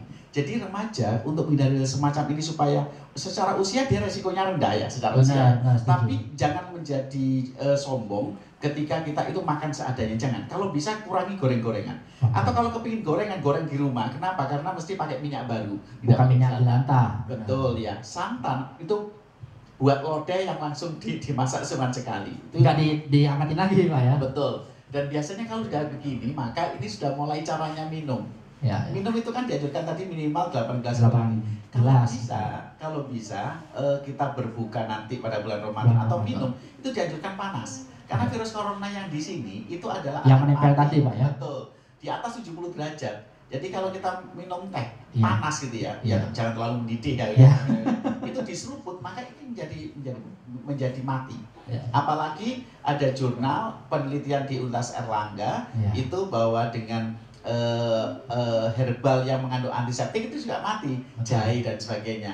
Cobalah kita minum jahe, kemudian jahe supaya lebih bagus lagi kasih pasri, itu adalah antiseptik dan sebagainya. Jadi strategi semacam ini kita harus bisa paham ya dengan minum yang banyak. Kenapa minum yang banyak? Karena dengan minum banyak tadi itu akan mengoper ya, jadi mentransportasi oksigen. Nah, tadi saya katakan tadi itu ya, sehingga kalau seandainya oksigen itu berjalan dengan bagus, maka terjadi virus corona tidak akan mungkin bisa melekat. Oke, jadi itu buat teman-teman remaja yang merasa dirinya masih muda, lalu bukan berarti kita tidak waspada, gitu ya. Waspada, makan bebas jangan. Iya, terus keluyuran.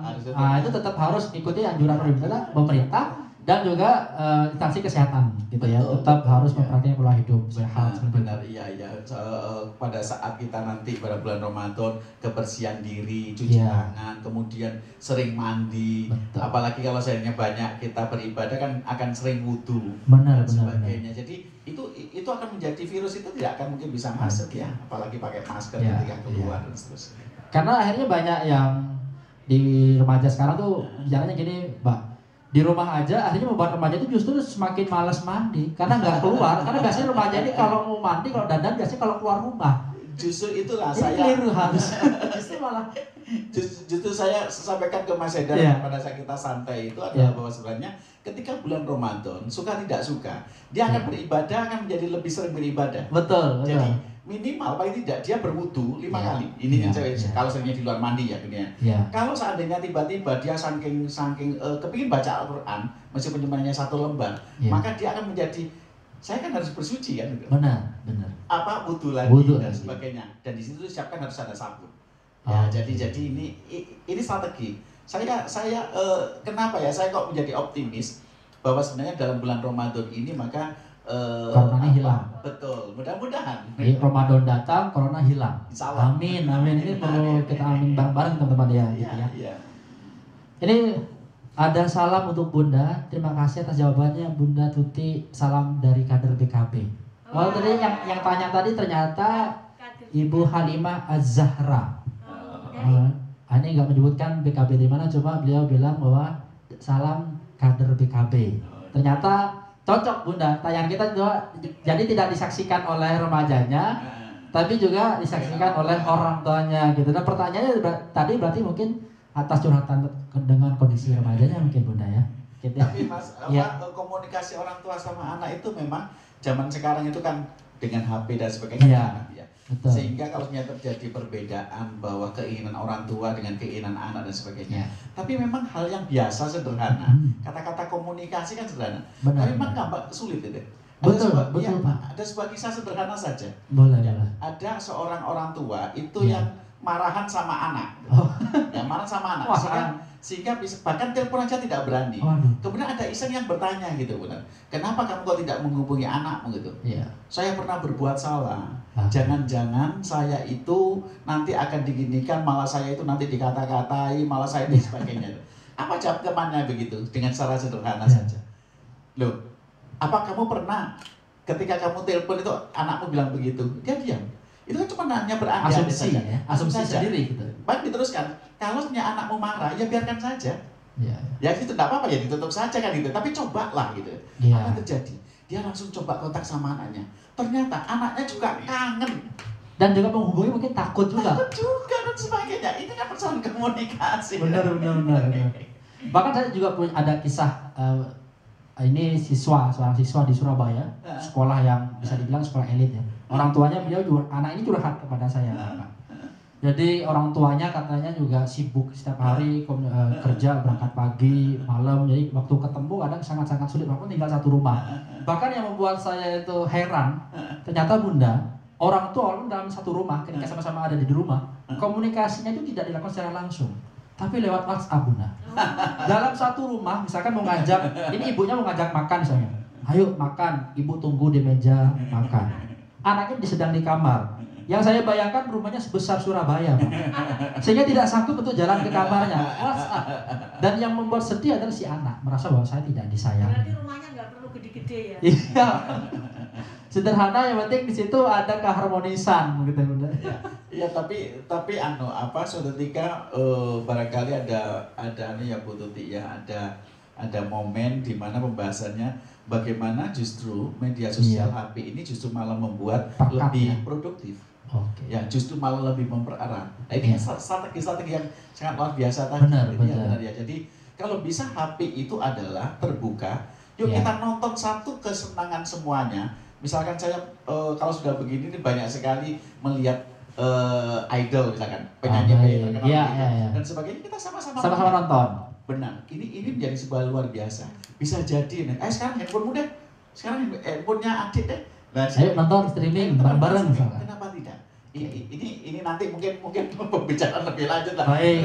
Nanti teman-teman remaja juga boleh ya kasih saran ke Genre Jatim, kira-kira pengen bahas soal apa, Bunda ya? Betul ya. Ya, pengen temanya apa, terus kira-kira pengen narasumber yang latar belakangnya seperti apa, insya Allah nanti kita coba hadirkan gitu ya. Karena genre ini hadir untuk memfasilitasi remaja.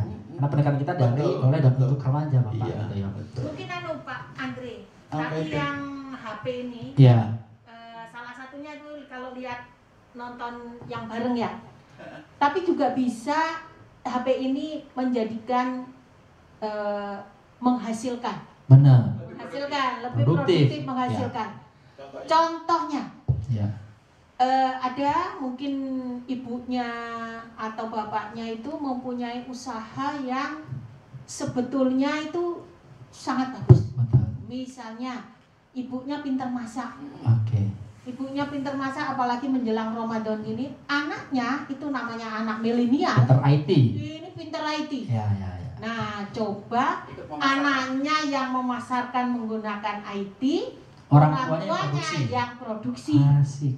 Nah, ini yang ngirim, yang menerima order melalui IT itu anaknya. Ya. Pengiriman melalui Gojek, Gosen, Grab melalui anaknya. Nah, ini kan HP yang produktif. Jadi bagi hasil. Itu bisa Bisa. Jadi ada kolaborasi, dalam rumah tangga itu, dalam keluarga itu ada kolaborasi antara bapak, anak dan juga ibu. Ini keren nih, menarik nih. Usulannya Pak Andre bagus kan? Iya, benar. Ada berbagi hasil. Benar. Jangan dipek ke orang tuanya semua. Betul. Sehingga remaja merasa, wah saya ini jadi kan semangat anaknya. Semangat. Ya. Betul, setuju. Dan bisa menabung. Ya. Bisa mungkin dia punya cita-cita. Ya. Bisa untuk pingin beli sesuatu dengan membantu orang tuanya di musim pandemi. Betul. Ini sangat-sangat bagus. Benar. Oke. Itu kan baik. Menghasilkan. Betul, ini bisa ditiru oleh teman-teman ya. Jadi sekarang zamannya salah satu ini tiba-tiba banyak all-shop yang jual masker, Pak. Iya. Orang tuanya yang menjahit, anaknya yang memasarkan. Iya. Nah, itu banyak juga yang seperti itu. Iya. Baik, ini ada pertanyaan di grup WhatsApp. Ya boleh dibantu ya karena nggak bawa HP ini, Bunda.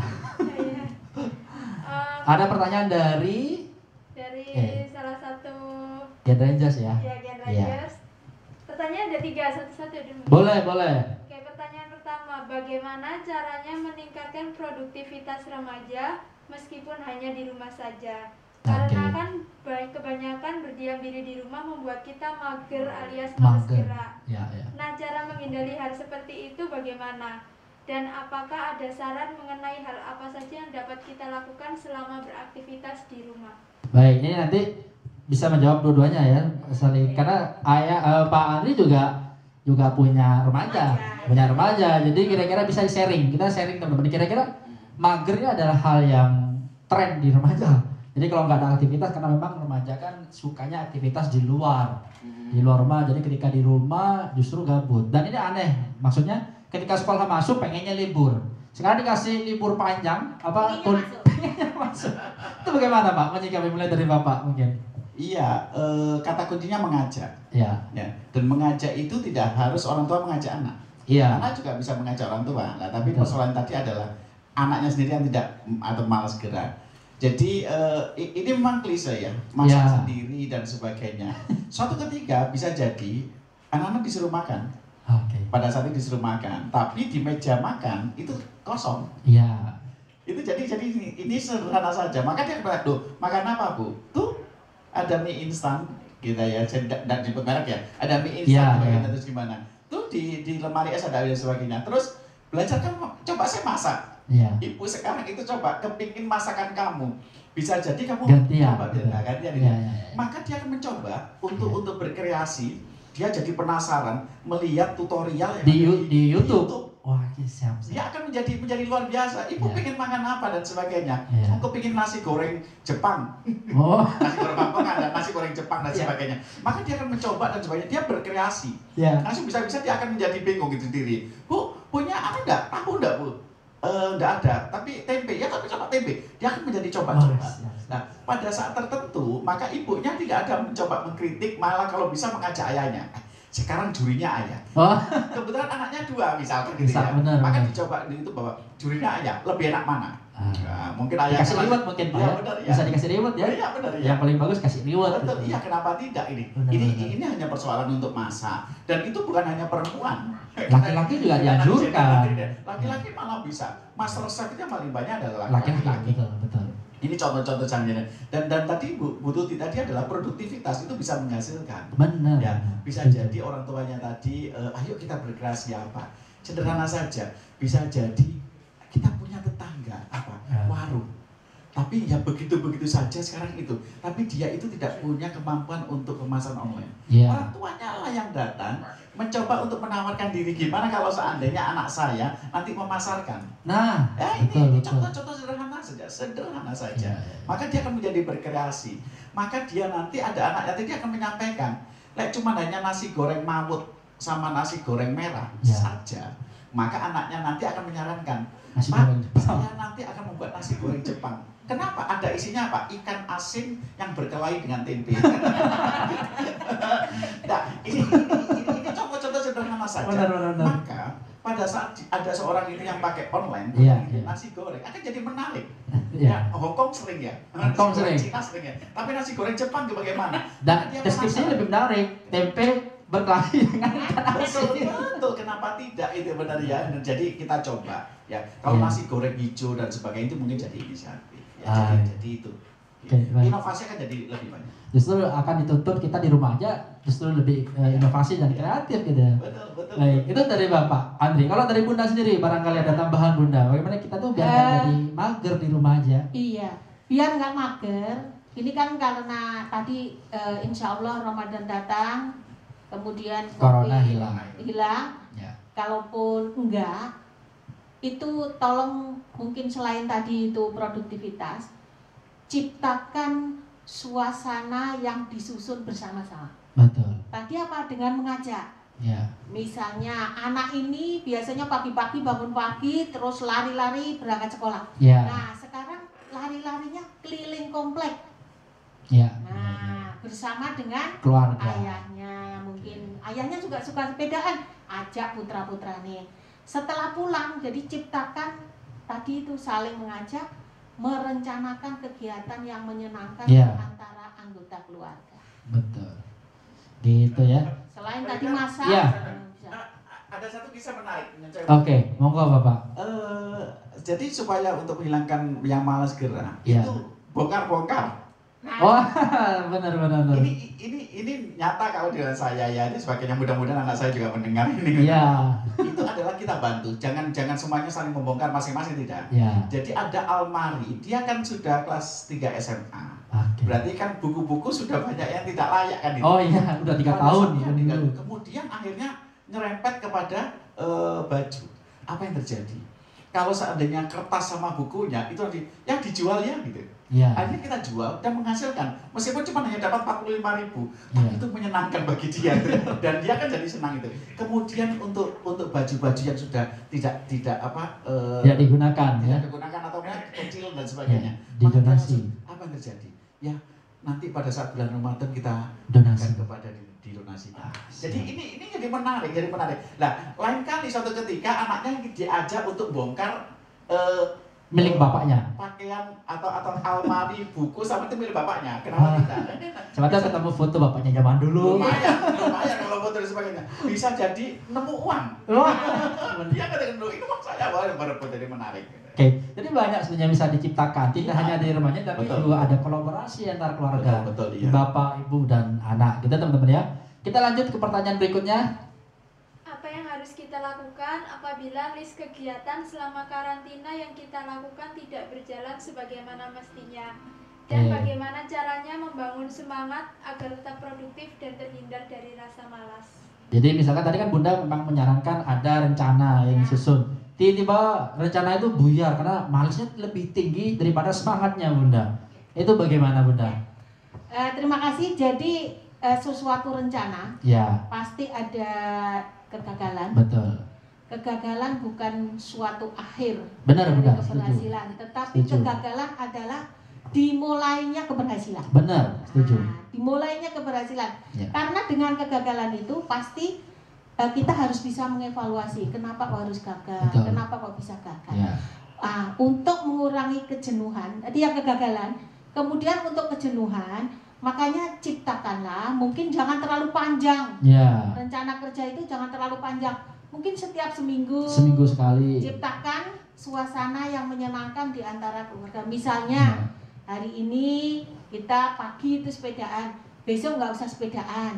Tapi bongkar-bongkar buku boleh, bongkar-bongkar taman boleh, atau membantu masak orang tua.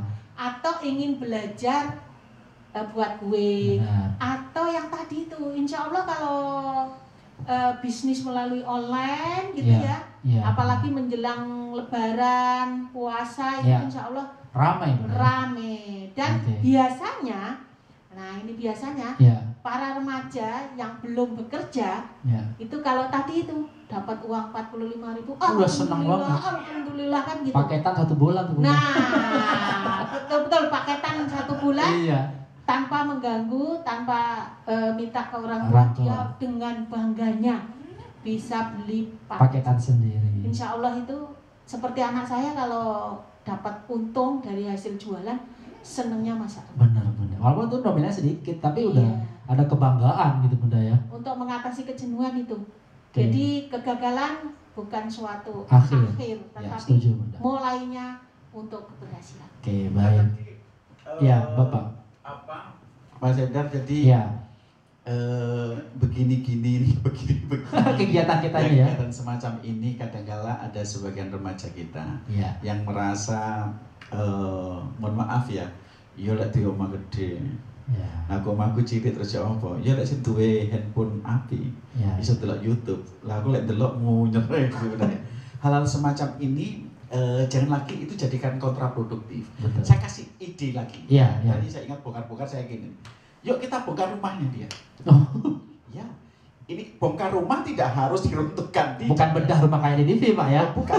Jadi begini, saya teringat betul ketika saya mengajar mengaktifkan otak tengah, kanan gitu dan sebagainya. Saya kasih contoh aja. Kalau seandainya teman-teman remaja yang melihat semacam ini menyaksikan, cobalah lihat ruang tamunya, lihat kursi sama mejanya, posisinya. Coba sekarang saja lihat posisinya gitu. Coba setelah ini berakhir, kursinya dipindah, ditata ulang. Mejanya digeser. Maka ketika meja ini digeser, maka yang terjadi, kok tidak seimbang? Ini akan menjadi begini. Kok tidak begini? Ini akan lebih bagus kalau begini. Ini kok tidak bagus kalau misalkan tidak ada bunga. Maka coba kita membuat vas-vas sendiri. Toh ada yang namanya plastik, kemudian dipotong, ada vas bunga. Itu akan menjadi lebih enak. Akan bisa sebagainya. Bisa jadi nanti kita akan ngomong di sama ibu. sama bapak, bu, misalkan ini ya, Iya. kursi itu tak pindah begini gimana? Terjadi diskusi. Wah. Ini namanya bongkar rumah. Bongkar rumah. Bisa jadi saya katakan di ruang teras depan itu tidak cantik. Betul. Itu bisa jadi Nyon Sewu ada barang yang puluhan tahun Tetap di situ. ya, bisa jadi tidak usah dibuang, digeser. Iya. Bisa jadi itu kesayangan ayahnya. Ya, coba ketika digeser di bawahnya pasti kotor kan? Ya, kotor. Maka dia akan membersihkan. Benar. Maka benda itu juga nanti akan membersihkan barang itu, kemudian ngepel, merubah jadi keasikan tersendiri. Bener asik. Luar Coba. biasa. Coba. Banyak saya salut benar ke Bapak. Enggak hanya ngomongin gizi, ternyata juga wah luar biasa. Iya. Jadi cocok banget teman-teman remaja yang sore ini habisin paketan tapi banyak manfaatnya. Bisa dapat banyak manfaat gitu ya. Ya, bisa jadi nanti suatu ketika remaja-remaja yang punya rumah kecil dan sebagainya, tidak usah gelisah. Betul. Cobalah lihat tempat tidur kita. Ya. Bisa jadi nanti Nyon Sewu saja, bisa jadi ada sarung yang dulu punya dapat itu kan di bawah. Iya. Nah, sehingga spray kita yang mungkin mohon maaf saja bisa jadi bosen dengan itu, Iya. maka gantilah sarung. Oke. Ini sederhana, Jika kalau sebenarnya tidak malas untuk ganti sebagainya, sarung itu ditaruh situ. Ya. Maka kalau dia akan tidur dengan sarung spray yang berbeda dengan sarung yang semacam itu, maka dia akan tidurnya nyenyak. Wah. Ini contoh-contoh bagaimana cara mengaktifkan semacam itu, maka dia akan menjadi lebih kreatif. Oke, baik. Itu banyak teman-teman ya yang bisa didapatkan gitu untuk Iya. bisa menjadi remaja-remaja yang kreatif. Nggak perlu berpikir yang jauh-jauh. Hal yang sederhana seperti ini yang sudah disampaikan oleh Pak Andianto tadi. Baik, lanjut pertanyaan yang ketiga ya. Iya. Oke, pertanyaan terakhir ya. Dari orang Ya, Oh, banyak sekali. lanjut. ada beberapa permasalahan yang sedang dihadapi remaja dalam proses belajar mereka. Iya. Seperti banyaknya tugas, Oh. teknologi yang tidak memadai, sinyal, tidak paham dengan materi, dan lain-lain. Sehingga dalam proses belajar kurang efektif. Bagaimana para remaja saat ini agar bisa efektif dan tetap produktif dalam proses belajar mengajar? Nah, ini karena dampak yang di rumah aja, Pak. Ini juga dirasakan oleh adik saya. Karena kebetulan kan saya tinggal di Madura yang memang susah sinyal sebenarnya, Bunda. Aksesnya susah sinyal. Nah, ketika ada daring, kuliah di rumah aja, kuliah online, itu benar-benar sangat terganggu sinyal sehingga ditambah lagi tugas yang sangat berlebihan gitu. Itu bagaimana menyikapinya, Mbak? Iya, kalau seandainya tugas itu adalah kewajiban siswa ya. Ya. Tapi dalam kondisi semacam ini barangkali mungkin tugas sudah tidak ada dan sebagainya. Ya. Ada sebuah hal yang menarik sekalian. Ya. Bahwa biasanya kalau Ya. itu biasanya di kampung saya. Oh, Kalau ya. kampungnya Bu Tuti sama Mas Eta tidak ya. Biasanya remaja kita Ya. itu berbicara itu yang sering sekali didengar, tetapi tidak memahami apa yang dibicarakan. Betul, setuju. Contoh aja, COVID-19 singkatannya apa? Nggak ngerti kalau itu singkatan. Dikiranya kata aja. Apa aja itu? Ya. Kenapa harus 19? Oke. Maka COVID, berarti coronavirus disease. Ya. Ya, penyakit apa yang disebabkan karena virus corona. Virus corona. Ya. 19 adalah tahun 2019 Tahun dan sebagainya. munculnya virus itu ya. Iya, kenapa itu? Itu satu lagi, penyebarannya melalui droplet. Orang mengatakan, itu pakai droplet ya. Tapi tidak mengerti droplet itu apa. Dengan demikian, kalau saya tidak mengerti semacam ini, inilah pentingnya remaja saling berkomunikasi. Benar. Maka WhatsApp itu jangan malu untuk bertanya. Betul. Ini menjadi penting. Betul, Ya, Pak. dan saya yakin dalam era sekarang orang tidak akan mungkin ngilokno. Benar. Dan kalau saya diilokno ya, dinyek gitu ya, untuk di WhatsApp, Ya. tidak usah marah, tidak usah sakit hati. Ya. Bisa jadi orang yang ngilokno itu juga tidak mengerti Ya. selama ini gitu ya. Droplet itu apa sebenarnya? Maka ada teman yang mungkin barangkali pinter, Ya. maka dia karena di dalam WhatsApp itu ada cewek yang disukai, Ya. maka dia akan berusaha untuk menjawab.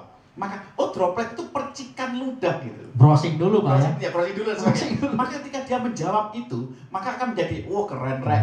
Maka dia akan menjadi disukai. Nah, hal semacam ini menjadi menarik. Dia akan menjadi lebih pintar. Ya. Apa yang diucapkan lebih bermakna dan Betul. sebagainya. Tetapi ini tadi menjawab tadi bahwa sebenarnya dia akan menjadi tidak malu untuk bertanya pada ahlinya. Betul. Ya, jadi ini yang dia akan menjadi jauh lebih pintar. Dan suatu ketika dia akan pada saat dia beranjak dewasa bekerja, maka kisah-kisah semacam ini maka dia akan menjadi lekat terus dan dia akan menjadi sosok yang dikatakan orang di kemudian hari dia menjadi lebih pintar. Lebih pintar. Baik, setuju. Jadi banyak hal yang bisa, dan saya seperti itu sebenarnya sih Pak. Ketika saya ditanya, saya nggak mau kelihatan. Oh, ini saya browsing dulu. Akhirnya kan ada proses belajar Bunda. Jadi mau nggak mau saya belajar. Jadi terus saya sampaikan. Saya potong Mas. Iya. Saya waktunya pendek ya. Tapi hati-hati bahwa sesuatu yang populer di medsos belum tentu ilmiah. Ya. Jadi semacam sederhana saja. Kita coba melihat berjemur yang baik itu pada jam berapa? Tulis saja begitu, coba. Maka pengen melihat jurnal nomor 1, pendapat nomor 2, artikel nomor 3, pengen baca. Nggak ada sih sama. Makanya tanyalah pada ahlinya. Tapi itu justru seninya di situ, Maka ketika orang itu sering bertanya dan sering memahami dan dianggap orang itu pinter, maka yang terjadi apa? Dia belajar terus. Betul. Oke, baik. Terima kasih. Iya, monggo Bunda. Pertanyaan tadi ya. Adik yang tanya kalau nggak salah ya. Iya. Tolong adik itu kalau ada permasalahan tentang proses belajar mengajarnya itu, tolong diskusikan dengan orang tua. Tolong diskusikan dengan orang tua. Mungkin kalau internetnya pasti macet. Enggak, kalau mungkin di Kak Haidar di Bangkalan itu jangan menggunakan kartu ini. Kartu A. Tapi gunakan kartu B yang ada alternatif lain. Alternatif lain. Diskusikan dengan orang tua. Pasti ada jalan keluarnya. Dan jangan membuat patah semangat karena pemerintah pasti sudah memperhitungkan. Benar. Memperhitungkan tentang tugas-tugas yang adik-adik diberikan oleh ibu guru. Betul. Insya Allah itu para guru, para dosen sudah memperhitungkan. Sudah mempertimbangkan juga. Jadi jangan putus asa, diskusikan dengan orang tua, pasti ada jalan yang lain. Apalagi jaringan lemot itu ada jaringan yang lain yang kuat. Iya, betul. Itu mungkin ya.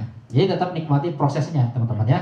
Baik, ini karena waktu kita yang sudah habis, sudah jam 4 sore dan nggak kerasa udah 2 jam kita bahas soal remaja, karena memang kalau bahas remaja ini nggak akan ada habisnya Bunda Bapak. Dan mudah-mudahan tayangan ini bisa bermanfaat untuk teman-teman semua. Jadi nanti teman-teman bisa terus ikuti tayangan Genre Jatim di Instagram, karena kita setiap malam, setiap jam 19.00 hingga jam 20.00 itu kita rutin ada tayangan live Instagram yang bisa ditonton oleh teman-teman. Baik teman-teman, kita kembali bersama Kak Irma. Kita tadi udah banyak berbincang-bincang dengan narasumber, ada 3 narasumber, ada Pak Andri, juga ada Bunda Tuti, dan juga ada Kak Irma yang sedang beraktivitas di rumah aja. Kak Irma, ini sebelumnya saya mengucapkan selamat Hari Kartini untuk Kak Irma nih. Iya, selamat Hari Kartini juga buat semua wanita tangguh, dan pasti juga para dukungan para pria yang membuat dan menghargai wanita ini sehingga kita bisa mempertahankan eksistensi para wanita. Oke, baik. Ini kan kita Kartini muda sekarang banyak banget Kak Irma ya. Jadi teman-teman genre, teman-teman remaja, ini bagian dari Kartini muda. Nah, memperingati Hari Kartini, ini kan kebetulan adalah Hari Kartini Kak Irma. Menurut Kak Irma, bentuk perjuangan apa? Karena kan kalau zaman sekarang kan perjuangan nggak perlu pakai bambu runcing lagi, Kak Irma ya.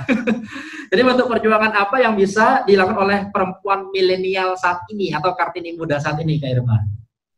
Oke, baik. Begitu banyak tantangan memang di mana generasi saya dulu dengan generasi saat ini yang cukup sangat signifikan perbedaannya di era milenial ini.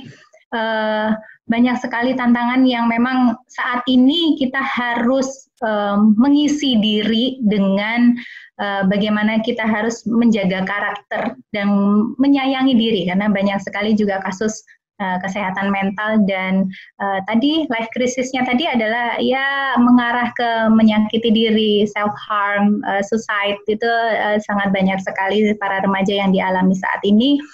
Sehingga kita harus tunjukkan bahwa kita adalah pemuda-pemudi atau wanita yang tangguh, berkarakter, sayang jiwa kita, sayang diri kita, bahwa satu, kita menghargai diri, tidak ada yang menghargai diri kita selain kalau kita nggak menghargai diri kita sendiri, sayangi diri kita sendiri. Hargai waktumu karena ini adalah masa di mana memang semuanya labil bagi dirimu sendiri, bagi hormonmu sendiri, hormon para remaja. manfaatkan itu untuk berkegiatan inovasi, menggali minat dan bakatmu, lakukan selama itu masih berada dalam jalur norma. Yang pasti perjuangkan nilai-nilai norma agamamu, perjuangkan juga kreativitas dirimu, dan saya titip satu, bangun karakter optimis dan berpikir positif untuk masa depanmu. Oke, bagian terakhir itu yang memang sangat penting untuk remaja. Kalau teman-teman ngaku remaja, teman-teman harus percaya diri, optimis gitu ya. Karena remaja itu tidak identik dengan kata pesimis gitu kayak Irma ya. Benar banget. Energi yang besar itu justru dikerahkan untuk berpikir positif dan optimis. Oke, baik. Terima kasih untuk Kak Irma sudah berbincang-bincang dengan teman-teman yang sedang menyaksikan live YouTube kita pada siang hari ini. Terakhir Kak Irma. Terima kasih. Ya. Terakhir dan untuk Kak Irma, kira-kira pesan apa yang atau motivasi apa yang ingin disampaikan untuk remaja-remaja di Jawa Timur atau mungkin remaja-remaja dari seluruh Indonesia yang hari ini sedang menyaksikan tayangan kita Kak Irma?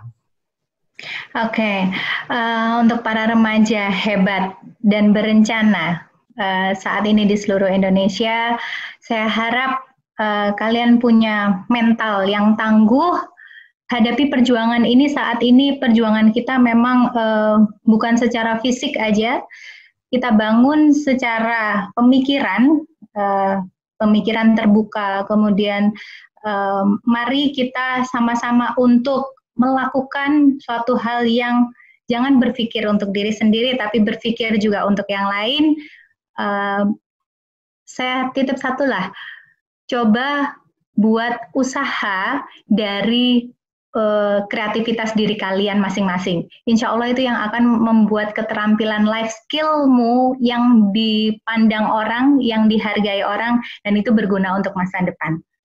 Oke, baik. Itu mudah-mudahan pesan yang sudah disampaikan Kak Irma melekat di hati remaja-remaja yang sedang menyaksikan tayangan kita dan bisa diimplementasikan dalam kehidupan sehari-hari. Kalau saya lihat teman-teman, ini kita bisa contoh seperti Kak Irma ini selalu ramah senyum. Jadi senyum dan bahagia itu kan salah satu kunci gimana kita bisa santai menghadapi permasalahan, bukan berarti tidak mau menyelesaikan, tapi menyelesaikan dengan cara yang tetap bahagia. Iya, betul. Tidak ada yang selesai kalau kita nggak optimis. Jadi tersenyumlah. Baik, teman-teman, jangan lupa untuk tetap percaya diri, optimis, dan tersenyumlah. Oke, baik. Terima kasih Kak Irma sudah bergabung dengan obrolan kita. Mudah-mudahan Kak Irma beserta keluarga yang lain dalam lindungan Allah Subhanahu wa taala sehat selalu. Amin, amin, ya Rabbal alamin. Dan kita berdoa bareng-bareng ya, mudah-mudahan pandemi atau wabah ini berakhir dan kita bisa berkegiatan secara langsung Kak Irma. Amin, amin, amin, ya Rabbal alamin. Ya Allah, semoga ini dijabah. Amin. Baik, terima kasih Kak Irma. Assalamualaikum Kak Irma. Terima kasih. Waalaikumsalam warahmatullahi wabarakatuh.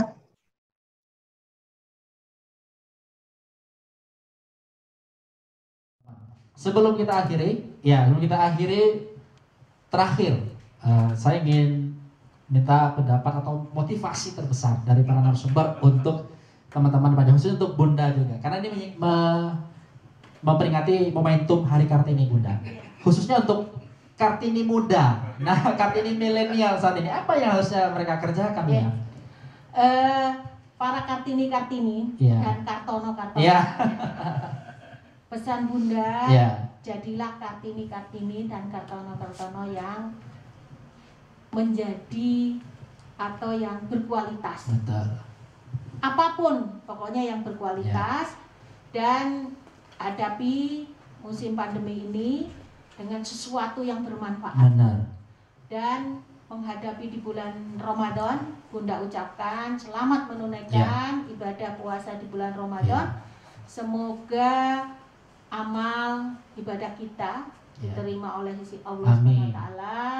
Dan Bapak Ibu sekalian, adik-adik selalu sehat, selalu semangat menyambut bulan suci Ramadan. Dan nanti di Idul Fitri juga kita tetap di rumah, ciptakan suasana rumah yang menyenangkan terhadap anak-anak kita, terhadap anggota keluarga kita. Itu mungkin. Terima kasih. Salam genre. Salam. Baik. Untuk Bapak, motivasi atau pesan untuk remaja-remaja yang hari ini sedang menyaksikan tayangan kita? Iya, Mas Haidar. Saya pesan dikit saja. Jadilah diri Anda masing-masing. Ya, potensi diri Anda, kemudian apapun sumber daya yang ada, optimalkan, ciptakan kreasi-kreasi, ciptakan inovasi. Penyenengan adalah jauh lebih bagus daripada saya, jauh lebih bagus dari Mas. Pastinya dari sudut yang mana? Yang paling paham adalah penjenengan semuanya. Jangan justru malah dalam kondisi semacam ini penjenengan akan kontraproduktif. Justru malah menjadi malas gerak, kemudian malah patah semangat dan sebagainya. Jangan. Justru ini jadikan momentum. Jadikan momentum untuk menjadi diri Anda menjadi jauh lebih bagus. Memperbaiki diri. Memperbaiki diri. Jadi di masa ini ada perbaikan diri, harusnya kita perbaikan gizi juga. Betul. Betul, itu penting itu, perbaikan gizi, perbaikan diri, dan perbaikan perbaikan rumah karena bongkar rumah tadi. Betul. Perbaikan komunikasi juga, betul. Baik, terima kasih untuk teman-teman yang sudah menyaksikan tayang kita. Terima kasih untuk kedua narasumber kita. Tapi terakhir, saya ingin ngajak salam genre untuk narasumber di sini, dan teman-teman yang nonton juga bisa ikut ya. Karena tadi Pak Andrianto udah belajar nih. Jadi udah kita sebarkan virus genre ke Pak Andrianto. Ya. Kita salam genre mudah ya Bapak ya. Oke, salam genre. Salam remaja genre. Sehat, cerdas, ceria, genre Indonesia. Saatnya yang muda yang berencana. Terima kasih untuk Bapak Andrianto, terima kasih untuk Bunda Tuti. Dan teman-teman, pesan kuncinya adalah gunakan waktu mudamu semaksimal mungkin. Maka di hari tua kamu tidak akan mengatakan seandainya aku masih muda. Karena penyesalan pasti datangnya terakhir. Untuk itu siapkan cinta terencana hari ini menuju keluarga yang bahagia. Saya Haidar Iskandar, mohon maaf apabila ada kesalahan. Sampai jumpa di tayangan live YouTube ataupun di live Instagram Genre Jatim berikutnya. Terima kasih. Wassalamualaikum warahmatullahi wabarakatuh. Salam genre. Kakiku, tapi tidak mimpi-mimpiku. Kau bisa lumpuhkan tanganku, tapi tidak mimpi-mimpiku. Kau bisa merebut senyumku, tapi sungguh tak akan lama. Kau bisa merobek hatiku, tapi aku tahu obatnya. Manusia-manusia kuat, itu kita. Jiwa-jiwa yang kuat, itu kita. Manusia-manusia kuat, itu kita. Jiwa-jiwa yang kuat, itu kita. Kau bisa hitamkan putihku, kau takkan gelapkan apapun. Kau bisa runtuhkan jalanku, kan ku temukan jalan yang lain. Manusia-manusia kuat.